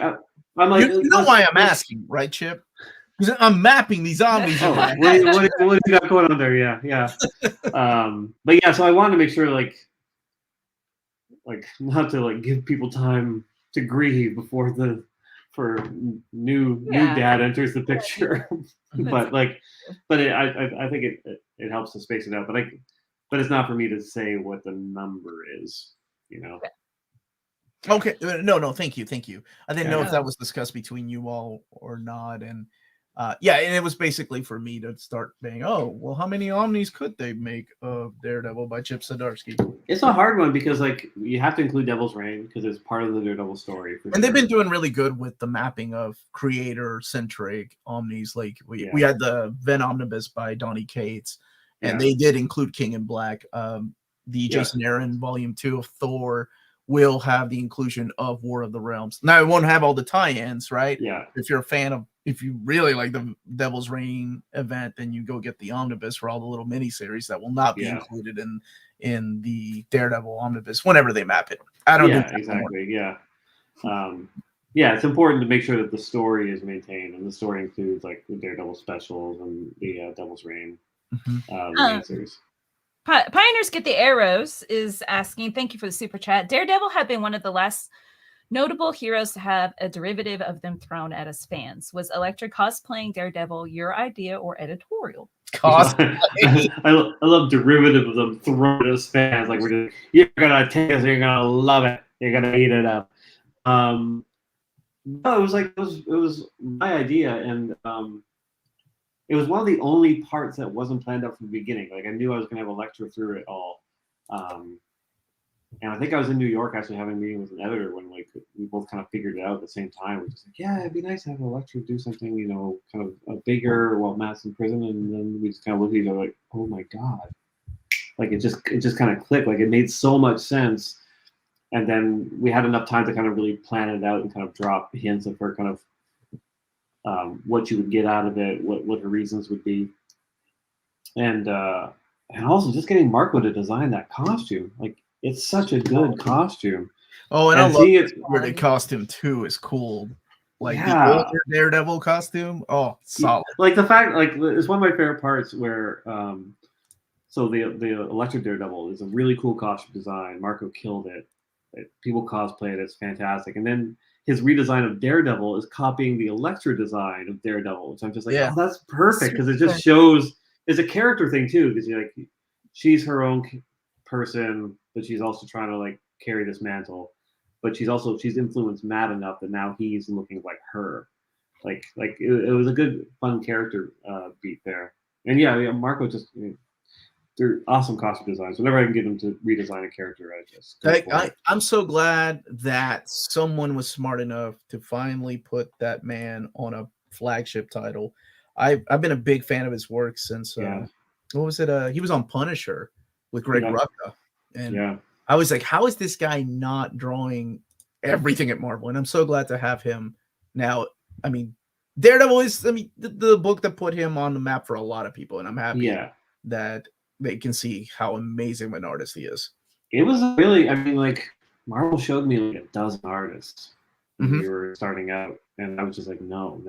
Like I'm just like, I knew exactly what I wanted. I wanted someone who could do really kind of gritty, realistic kind of street level stuff, but also go big if you needed to. And like once Marco stuff came across my desk, I was like, oh, that's the guy. And I think Marco just needed maybe a tweak in like the kind of colors he was working with too. Like I think a lot of times his work kind of just ends up He colors himself too, and he has a lot of highlights and stuff, and like you kind of need to have it be darker. This hits upon Comics for Life's question about: are there any certain artists that you envision drawing your stories or act with, or do you think with actors in mind? That you, so you were saying you didn't have it in mind, but once you saw his art, you were like, that's it. You know the style that you want. You know the feeling that you want. Like I was getting a lot of like kind of real superhero-y artists kind of being thrown my way, which is like fair. Daredevil's a superhero, but I'm like, yeah, but you need someone that can draw like an old lady in the street and like the bricks of a building and like, you know, just make it feel gritty. And I didn't want characters who were like, whoa, whoa, which is like, you know, kind of a style, slightly manga influence. I'm like, no, we need to rein that in a little bit here. And Mark he was so good. And like, yeah, the emotions that play out on the characters' faces, like, golly, that's telling half the story. And also having worked with him for years now, like we kind of know each other now. Like I know where his strengths are, and I kind of write towards it. He knows the kind of stuff that like works with my writing. He works towards it. Like I think, developing that relationship was really important because like the first few issues were rough in terms of like there's a lot of back and forth of like, well, how should this look? What should the feel be? And like from layouts to character design. Cool. Dan, thank you again for a super chat. I've always said DC, the new frontier. I just read that. By Darwin Cook is the comic I give a stranger to understand DC, and the Marvels by Busick and Ross for Marvel. What comics best represent DC and Marvel for all of you? Oh, that's tricky. I mean, Kingdom Come is kind of like the first one that jumps to mind for DC. But it also, it kind of might have to understand a little bit though. I'm not arguing with you, Chip. I would never do that. He's already one up. Yeah, that just I mean, Mark's really good at like kind of laying down what you need to know when you enter the story, and like enough people know Superman and Lois Lane that like you can kind of piece it together. The other characters, but yeah, you are right. It kind of requires a bit of knowledge kind of going in. Can that go on the back of the book? You are right. Sure. This time, okay, I'll take it. No, but that honestly, it is a standalone though. I mean, there were follow-ups, right? But nobody really. There are not 30,000 videos on breaking down the mythology of the kingdom or Thy Kingdom Come. Yeah. So Kingdom Come is a really good one.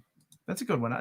I like his answer about Marvels though. That's kind of hard to beat at Marvel. Although there is a wonderful book that Mark Waid wrote. It's the history of Marvel Comics. Oh yeah. That's a good primer. Or Marvel Universe. I'm sorry. Yeah. I thought he did a really outstanding job. And maybe in years to come, it'll be one of those that you got to read it. Yeah, it's tricky because it's hard to do ones that encapsulate all of DC or all of Marvel. Like there are obviously books that are just like, oh, if you want to learn about Batman, this is the book you read. If you want to learn about the Flash, this is the one you read. But yeah, harder to kind of compass the whole kind of universe. No, Bar, you didn't miss it. Well, she could show up in a Batman comic one day. Bar is a big okay, there you go. That's Harley true. fan. If you can't tell. I wrote her once. I wrote a Harley story. I wrote 2 Harley stories actually. One in a death metal anthology and another in a Harley Quinn 25th anniversary one. But Joe Quinones drew too. It was awesome. Oh, there you go, Bar. Yeah. That was a lot of fun. All right. Louise, thank you for your super chat. Chip is pulling the blinking scene from Men in Tights. He could see again in one scene and blind in the next. Whoa. You're talking about your ending of somebody. Good thing this isn't live because that's exactly what happens. I need you to edit this out. Oh man. Does that I have to ask, like, does that happen often whenever you're at a convention and you meet people and they're like, oh man, have you ever thought about doing this or this? And then you're like, son of a bitch, I have that story already written. Now they're gonna think I stole it from them. Oh god. No, nothing like that's happened to me. Most people don't pitch their story ideas at conventions. Thank God. If they started to, I would definitely stop them because I'm like, I cannot. Okay, mental note: never pitch ideas at conventions. Got it. Yeah. Manny is asking what's in store for Batman's future. Probably get old and die. Pain? Like all of us. That's a good way of looking at it. We've got some. I mean, issue 135/900 is like a giant issue. It's like 48 pages, just the main story. Wow. It's huge. With Jorge back doing art, Mike Hawthorne doing art. It's the wildest issue I've ever created. It took forever to figure out. It's a lot of fun, and it sets up the next year or so of Batman. So yeah, DC has not fired me. That's what's the future of Batman. Yay! Chip Zdarsky all the time. If you like me or not, I'm sorry. So how did this is a question about DC and Marvel that has something to do with what you said about Batman. How does that work as somebody that wants to break into comics and doesn't understand like exactly how Marvel differs from you writing and drawing sex criminals with Matt Fraction? That's your own thing. You can go and finish it whenever you want to. Yeah. But at Marvel and DC, like your stint on Daredevil was obviously your choice to leave. Yeah. Oh yeah. 100%. So how does that work? Is that a normal thing? Because you said that they could let you go at any time. It's happened. Yeah. I mean, I've only ever had a series canceled once. It was Star-Lord. And I got the phone call that it was canceled the day issue 2 hit the stands. And wow. they were like, okay, you've got until issue 5. We'll give you like a special in the end. I'm like, oh, okay, so that's how that feels. That's weird. It's a mini-series now. I know, but other than that, like I've been able to leave each job on my own terms. I'm just like, okay, I'm done here, and I tendered my resignation or whatever. Yeah, and Daredevil was the same. Like I knew like a year ago exactly how many issues it would take to kind of hit that beat, and yeah, and I let them know, and yeah, everyone was really cool with it. Like they wanted me to stay. We wanted you to stay. Chip. That's very kind, but you definitely don't want to stay too long on a project. I think if you have an ending, hit the ending, and it's time to move on for sure. Like, I felt that way with Spider-Man too, like Spectacular Spider-Man. Like, but then I did like a couple miniseries of Spider-Man. Like once in a while, you have an idea. I'm like, oh yeah, this will work. Well, now you can't do any more because it's already in the omnibus. So I know. It kind of feels like it feels a little bit like a tombstone. It's just like here lies Chip Zdarsky, Spider-Man writer. Yeah, no, never thought he write Spider-Man again. Always do a volume 2. Always do a volume 2, so you have enough stories in your head to actually fill that omnibus volume 2. Well, that's the other thing. I'm just like, I'm amazed at how many pages this thing is. I'm like, have I written that much Spider-Man? Like, it made me feel old, like Mark Waid old, I think it's a hell of an accomplishment, man. Like that says a lot about you. That's cool. Yeah, I'm like, one of the only times I've ever bragged to my wife about something. I'm just like, you've written like 900 pages of Spider-Man. She's like, then why is our house so crappy? I'm like, it was a fair question. I want to ask my question from earlier about your brainstorming, pre-writing. Oh yeah, sorry, I missed that. No, it's okay. Because I tried to slip it in with another one. She does. Yeah, two-parter. Like, okay, what I appreciate before you answer, what I appreciate is like with the characters you're writing, they're true to the character. So it feels like you're like, okay, this is what Batman's like, and like secondary are the actions that are going to happen throughout the story, or is it vice versa? I don't know. Does that make sense? Yeah. I mean, like sometimes you for the most part, I start with the theme. Like I think about the character and I think about like, well, what's the theme? Okay. Yeah, that's what I noticed. Going to be like with Daredevil, it was about like the thing about Daredevil is the duality. Like he's just like, oh, he's a lawyer. He follows all the rules. Oh, he goes out and beats people up. Oh, he dresses as the devil. Oh, but he's Catholic. Like they're the contradictions in the character I really like. And so the big one is just like violence and the Bible. And when can you use violence? And there's real Old versus New Testament stuff kind of happening there. And so And so that's kind of how it started. I'm like, well, how do I explore violence and what it means to be a man of faith and to derive joy from beating people up? Because on some level, he's got to have that. And so that's where it kind of started, and then he kind of spin out of there, and it became a little like, okay, well, like he's got to go to prison for this, like, but in a very martyr way, because that's the character, and like, oh yeah, how does this experience in prison differ from his previous one? Like, what is the what does he notice about the prison system, and does that align with his values? So like, you start to kind of work out from there.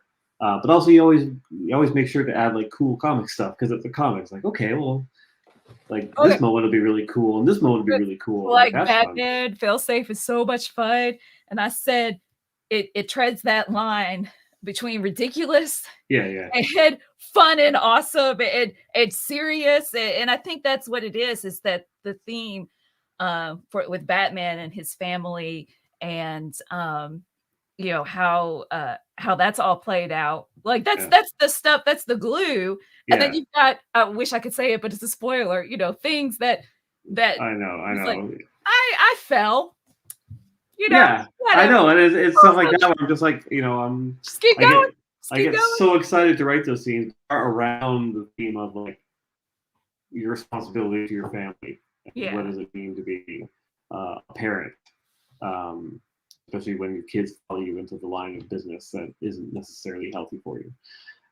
But yeah, doing the big fun stuff is like such a part of it and part of comics. And especially on Batman, I was just like, well, what can I do that's going to be unadaptable? Like, that is not going to be a Chris Nolan movie down the line. Like, it's just like this wild stuff that you're just like, oh yeah, month to month. This is just, I want it to be a banger month to month. It's so much fun. I could never do this. How you cleverly figure out like how characters can battle each other and like get the upper hand and stuff. Like I could never figure that out. It's the big challenge. Fight scenes are actually weirdly challenging. Like emotional stuff isn't, but like okay, how do we do this in a way it hasn't been done before? Yeah, that makes sense. Twist on a thing. Yeah. Especially when you're writing a character like Batman, right? Like, because oh my gosh, how he knows everything. I know. Every fighting style. Yeah. So his brain's a computer. Like, what kind of research do you do? Like, it's insane. But yeah, man, people are loving it. They're loving your run. And Matt's asking an impossible question to answer, I'm sure. But how long will you be writing Batman? 2 Omnis worth? Rival those Scott Snyder Omnis? I mean, I have ideas, and the difference between Daredevil and Batman is you can kind of plan out like multiple years of Daredevil and feel like, okay, we could probably pull this off because it doesn't really touch anything else. Whereas with Batman, it's like Batman's like, weird to say, but it's DC's biggest book. It's his biggest monthly book. So much relies on that book that you can plan out like a year maybe at a time and have ideas for what comes next. But you have to run it by so many people. You got to make sure that like I'm not screwing over who's writing Detective or screwing over who's writing Batgirls or Robin, or because all these characters are all over the place. Whereas Daredevil, you have them all. You can do whatever you want. So I've got plans. I sent in a document that takes me through to like 2025, I think, and DC likes it. So I'm like, okay, good. That's good news. I gotta finesse it and figure out some stuff. But yeah, so I'm excited to be on the book for as long as I can, really. Like, so it sounds like a cool job. You don't have very much editorial direction so far? No, I mean, like they'll let me know if I've gone too far, and they haven't really. Like, they're just like, okay, if we're gonna do that to Batman, I have to like talk to this person, the toy department, whatever. Like, there's all sorts of people to talk to. That's cool. And the biggest hurdle is always like just the weird stuff that pops up, where I want to use this Batman character, you can't. I'm like, what? Why not? I'm writing Batman. Oh, because of this legal issue here or there, and I'm like, oh, okay, all right. I'll figure out a way around it. But that's part of the job, is figuring out a way around the universe of it all. Yeah. Cool. Are there any writers in comics that you really admire the way they write? And I feel like you've definitely touched upon this throughout the interview. Yeah, there's a bunch. That you haven't talked about? I mean, Jason Aaron's is so damn good. Like I could go on about him forever. Zeb on Amazing is awesome. Mariko Tamaki, I really love. But I love her stuff that's kind of the not superhero stuff. I got to read in advance of her book with her cousin Jillian Tamaki. They've done a couple together, but they got a new one coming up from John Quarterly called Roaming. And it's about like, it's a simple story about like 20-something women in New York for a weekend and all kind of the drama that kind of comes out of it and the experience of the city. And it's just beautiful. It's so beautifully told. I think Mariko is like one of the best writers out there. I look to for like kind of character stuff. I was a fan of This One Summer, and I remember when good. I'm like, I have, I don't have anything in common with based on the cover. Yeah, she bought it for me for Christmas. I was like, Omar, like this a few years ago, and I ended up loving it. It became one of my favorite books, and as a matter of fact, like every year I do like best standalone graphic novels, and that made it, I think last year or 2 years ago. But oh my gosh, the way that she writes those, I love her independent stuff. It's so good. Like, it's really good. So the new one it's an evolution in Jillian's art style, and I really like it. And yeah, it's just they're just great comics. They're great comics for everyone. What about they're Canadian? Mariko's Canadian? They're both Canadian, Mariko and Jillian, yeah. Is there an American writer you like, Chip? Just Jason Aaron, right? Jason Aaron's pretty American, right? I think he's pretty American, yeah. Okay. I know he wears flannel from time to time, so I know, throw you off the scent. Yeah. This question goes along with somebody who's asking earlier about public domain. They asked earlier, what are your plans now that public domain is wrapped up? And Craig's asking, you think there'll be a deluxe edition? I mean, that's all up to me. Because it's Image, it's like, do I want to risk whatever by having a hardcover printed? But my plan is for 3 volumes in trade, which I think would be a nice hardcover. Plus some extra stuff that I'll announce soon. But I would like to. I'd like to have it all in one edition for sure. Hey. Yeah. And if I do it, guess where I'll announce it. I hope over here, Chip. You remember that? 100%. Hey, seriously. How this is quite a question I do ask the creators that have stuff published at Image and DC and Marvel, and you've had that. How you just mentioned something that made me want to ask. You said it was up to you. And is that the case for everybody at Image? Is it up to the creators that are like, yeah, let's make this into a hardcover? Or does it still depend on the sales of the trade paperbacks for Image to be like, well, let's see how well the trades sell, and then maybe we can do a hardcover? Yeah, I mean, Image ultimately makes the decision. Okay. Yes or no. But they're pretty flexible with it too. Like I've known some people who've had like hardcovers done with their stuff and like they're $20,000 in the hole after years of that hardcover being out. It's like, okay, that sucks. Seeing that sales statement show up every 6 months, you're like, all right, okay, you're getting charged a couple $100 every 6 months to store them in a warehouse. So there is that possibility. So they'll let you know what they think. Okay. Like at every step, Image lets you know. Because like on the trade for public domain, there's like, okay, here are the initial orders. Here is what we project, what we think we're going to sell. So this is how many copies we think should be printed. Are you good with that? Like they ask you if you're good with that because. Oh, that's really interesting, huh? Yeah, because I mean we're on the hook for it, right? So like, so for like public domain, if they're like, okay, there's 10,000 copies ordered, we're thinking of printing 20,000 copies. That means. The money you're going to make off this is going to be less right now because we've got to pay for the printing of 20,000 copies.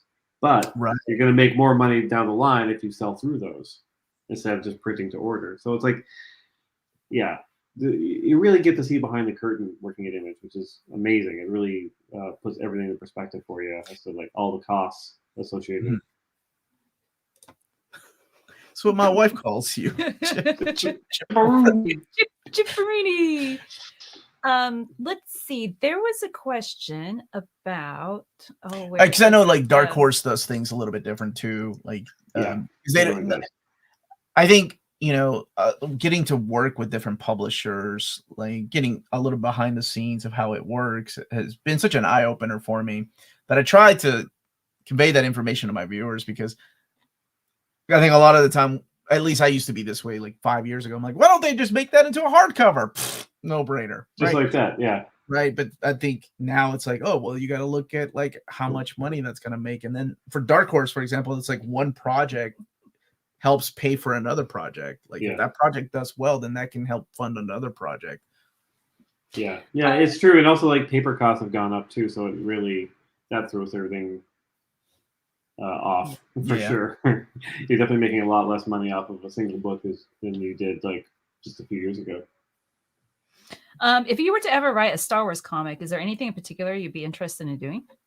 Yeah, I mean, I was asked to write a Star Wars short story several years ago, and they wanted me to do a Jar Jar Binks story. I'm like, I said, I don't think I could type the words Misa. Somebody asked you that. I wonder if it was James. This is a long time ago. No, like somebody at Marvel asked me to do this. Yeah. And I was like, I don't think I can, unless I kill Jar Jar. And they're like, we don't think they'll let you do that. I'm like, well, let me give it a shot. So I wrote up a pitch that killed Huff Jar Jar, and I sent it to Marvel. Marvel sent it to Lucasfilm. I got the edit notes back, and it was like, Chip, we're big fans here. We love you. The story's great. Couple of things here. You can't kill Jar Jar. Use this character. You can't do this. You can't use that character. Like basically the whole story was gone. So I just looked at her. I'm like, I guess I'm out. Like I don't know what to do here. So that was it. That was my one and only Star Wars writing experience. Well, speaking of James, I remember he did ask a question about like a Daredevil Teenage Mutant Ninja Turtle crossover. I thought that sounded cool. People have floated that for years because they're connected, right? Yeah, absolutely. Yeah. Our Chip is our manga expert for the evening, and he's going to tell you how manga comes out in Japan. Does it come out in single issues, or is it all trade-like? Chip? Well, they tend to publish chapters within larger magazine formats. Some people call them like the phone books, like Shonen Jump. Mm-hmm. And the interesting thing about Shonen Jump is readers vote on which ones kind of get to continue. So you'll definitely get a lot of like kind of first chapters that are really like trying to impress you. And once it hits its stride, like it can just run forever, which they do. Wow, look at Chip has learned a lot in manga splaining, right? So much. Right? Like you have learned so much, man. Yeah, my brain kept the info. That's awesome. Sounds like a great what could have been like Gaiman's aborted run on Swamp Thing. Yeah, basically the same thing. Yeah. But let's see. Psycho Cleveland asked this a long time ago. The art on your back wall, and James was asking about your favorite piece of original artwork. So is that one of them back there? My whole studio is covered in art. A lot of it's just stuff that friends have given me. I don't want to move my computer or it'll it'll wreck everything. Like right behind me, right here is a Walt Simonson Jughead cover for my Jughead run. Walt Simonson was like my favorite artist growing up, so that was super special. He sent it to me for free. It's just like, yeah, okay, here you go. I'm like, what? Yeah. You can see it over here. I've got a bunch of them over here. Jim Chung, 2-in-1 page. It's really special to me. I've been lucky. I've been able to work with so many great artists. I just got back from Barcelona, and Jorge Fornes gave me a Daredevil page from our time together. It's really nice. It's really nice. Yeah. When the question was asked about what team books would you like to write, I was honestly surprised you didn't go with Fantastic Four, because I love Fantastic Four. Like I really thought you were going to be the next Fantastic Four writer when that 2-in-1 came out, that series with Johnny. And, I didn't. DB's awesome. So I mean,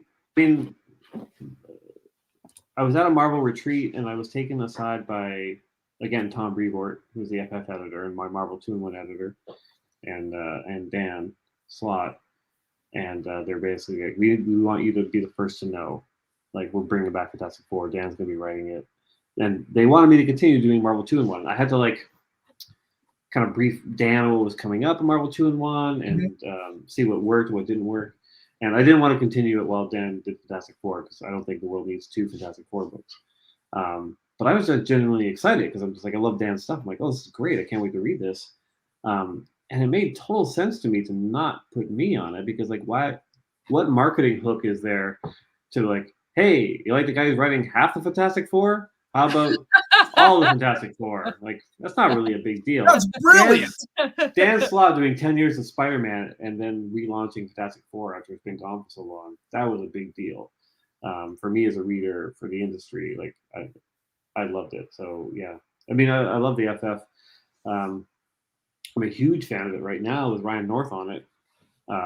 Ryan's like one of my closest friends, and he's like, I've been able to like read the scripts kind of as he's been going along, and like, yeah, it's just so cool. He's one of the smartest guys I know.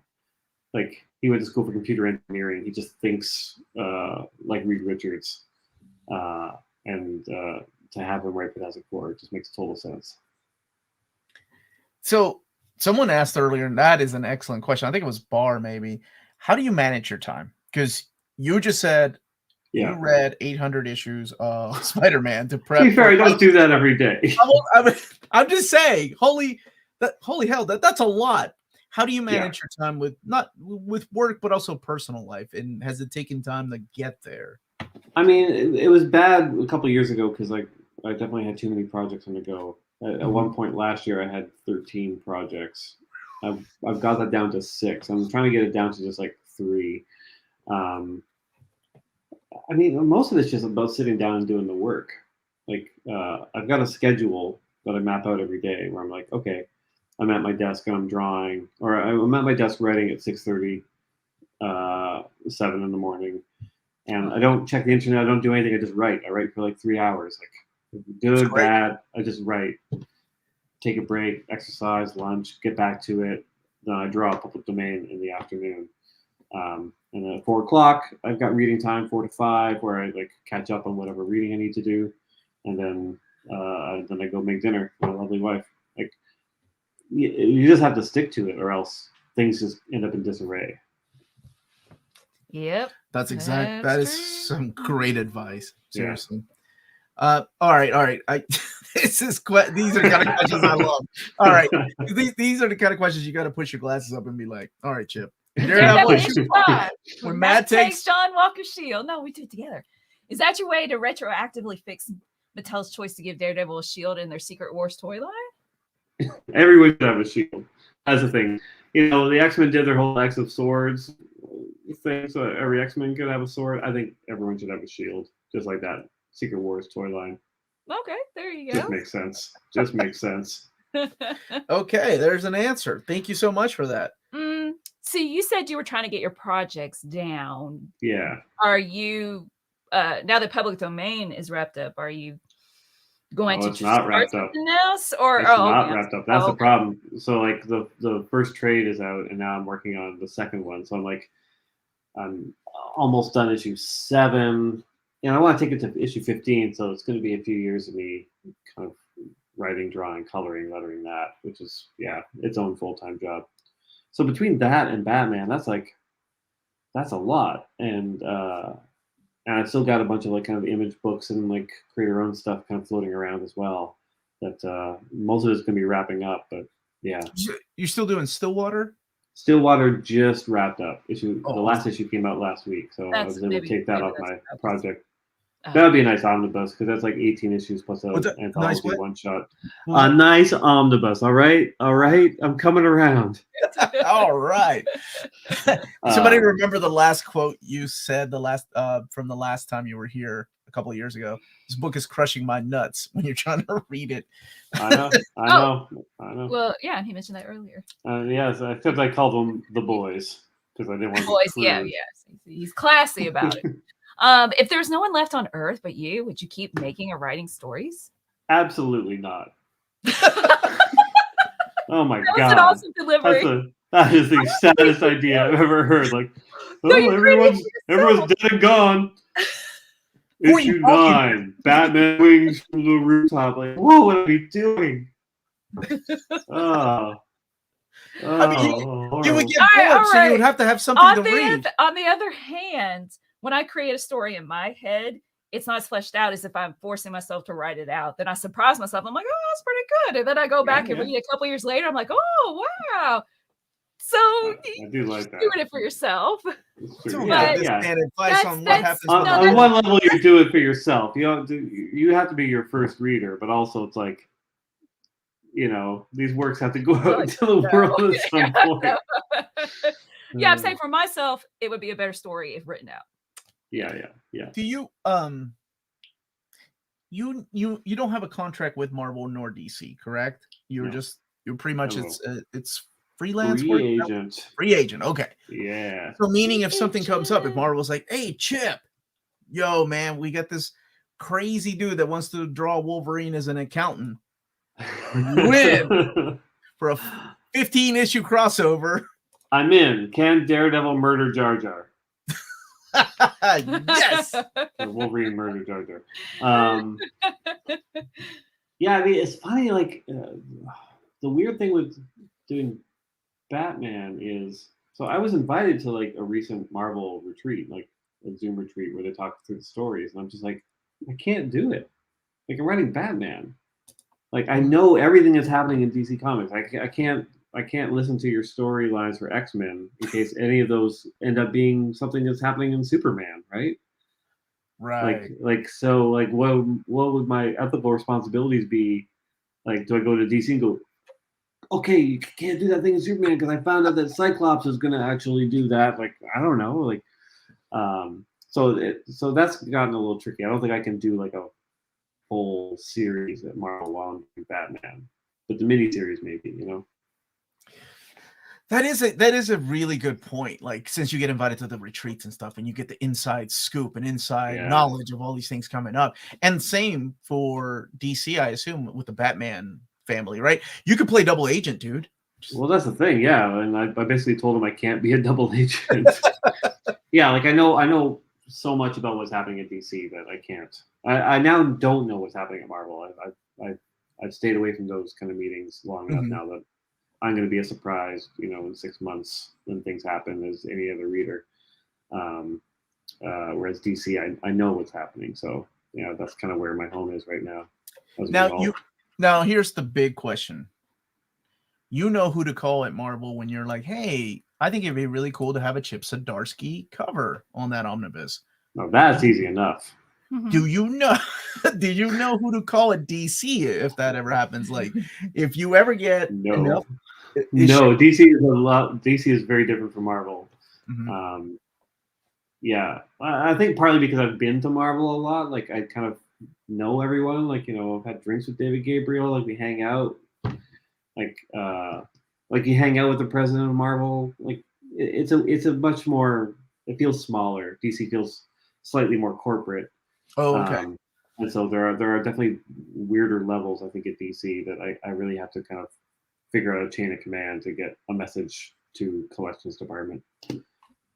But the collections department at DC, I mean, they do amazing work. Like the Failsafe collection looks so good. Like the design of all that is like quite nice. Where is it? Well, it was on the table. I put it up. Did you throw it in the pile? No, it's just throw it in the corner. Wow, she's calling me We're out. done with it. Just kidding. Like Chip Zdarsky. We're in the middle of an interview. Yeah. She just can't help herself. Just kidding. Can't help herself. Yeah. It's fine. It's where it needs to be. Oh, you know what? Since we've had all these jokes about balls, I have a balls joke in the review video. I just remembered. Baby, good. Thank God. But it has nothing to do with the book. It's about how I'm not going to set up a second camera because that sucked balls. And I'm just going to flip through it. There you go. Exactly. That's professional. Yeah, thank you, baby. I said professional. Let's go. Yeah. And then I spent 4 hours editing. So anyway. Yeah, that's how that goes. Let's see. DC does trade paperbacks or standard hardcovers for series at first, and only then would you maybe get a deluxe or omni years later. That seems to be the way that they've been doing it lately, right? Like they've your first, actually both the Batman books came out in hardcover, standard size hardcover. I assume they'll do a trade paperback. Usually it's a few months later, and then maybe with enough issues they might do a deluxe edition, and who knows? Maybe an omnibus one day. If enough, if enough books are written. Chippy Z, Chippy Z. Thank you for public domain. It was a phenomenal read. Oh, awesome. Thanks. Still not finished with it though. Still not finished with it. Still going. Still going. And I'm going.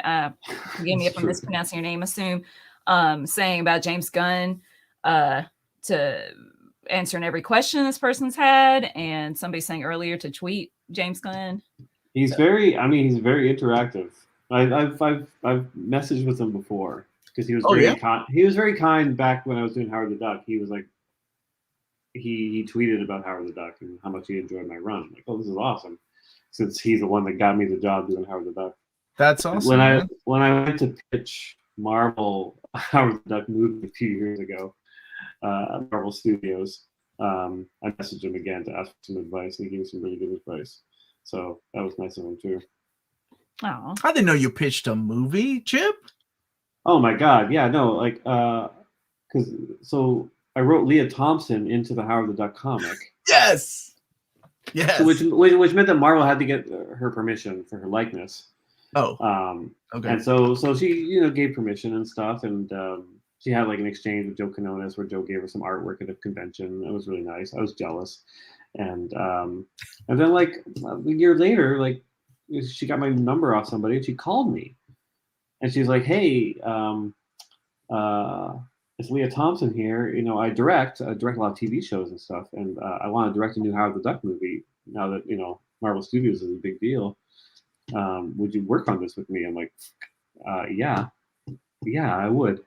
And so I did. So I worked out a whole story with her, and Joe Quinones did some art for it as well.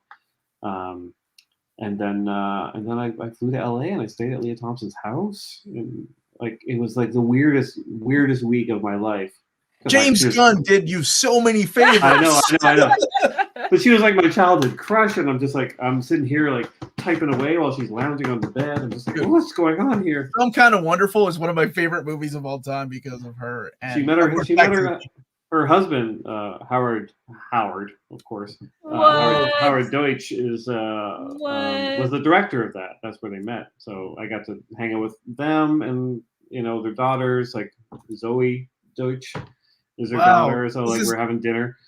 And then we went into Marvel Studios, walked past the Iron Man statues and got in there, and like we pitched a Howard the Duck movie, and they really liked it. It was nice. And they asked me, it was like, well, what are you doing here? Like, who are you? What's your deal? Do you want to write? Are you here because you want to write the screenplay? I'm like, no, I'm just here for fun. This is amazing. Yeah. Dude, you can put that on your resume. I spent the night at Leah Thompson's house, and her husband and child were there. But I spent like a week. It was great. Yeah. She's become a friend. Like we text, and I'm like, this is like 8-year-old me is like losing his mind. That is like crazy. You talking with Chris Claremont. Yeah, I got Chris Claremont. Hey, there you go. Except I did not have a crush on Chris Claremont. I really like his comics a lot. No judgments. Yeah, I'm just saying. Chip, man, I just want to thank you for your time. Let's cover one more time. Kat Dennings. There you go. Oh, Kat Dennings' house. Yes. There you go. There we go. That's what I'm talking about. All right. Really, but you would pick Chris Claremont. Yeah, over Kat Dennings any day. Yes, of course.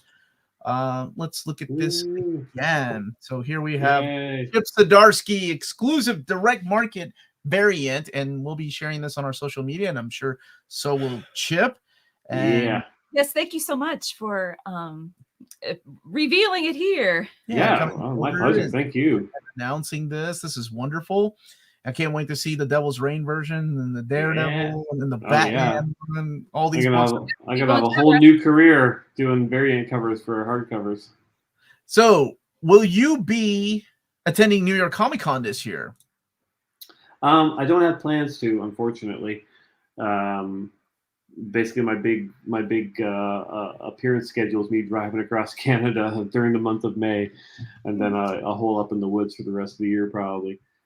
I'd like to do it, but it's been a while since I've been to America, and it's hard for me to get into the country because of who I am.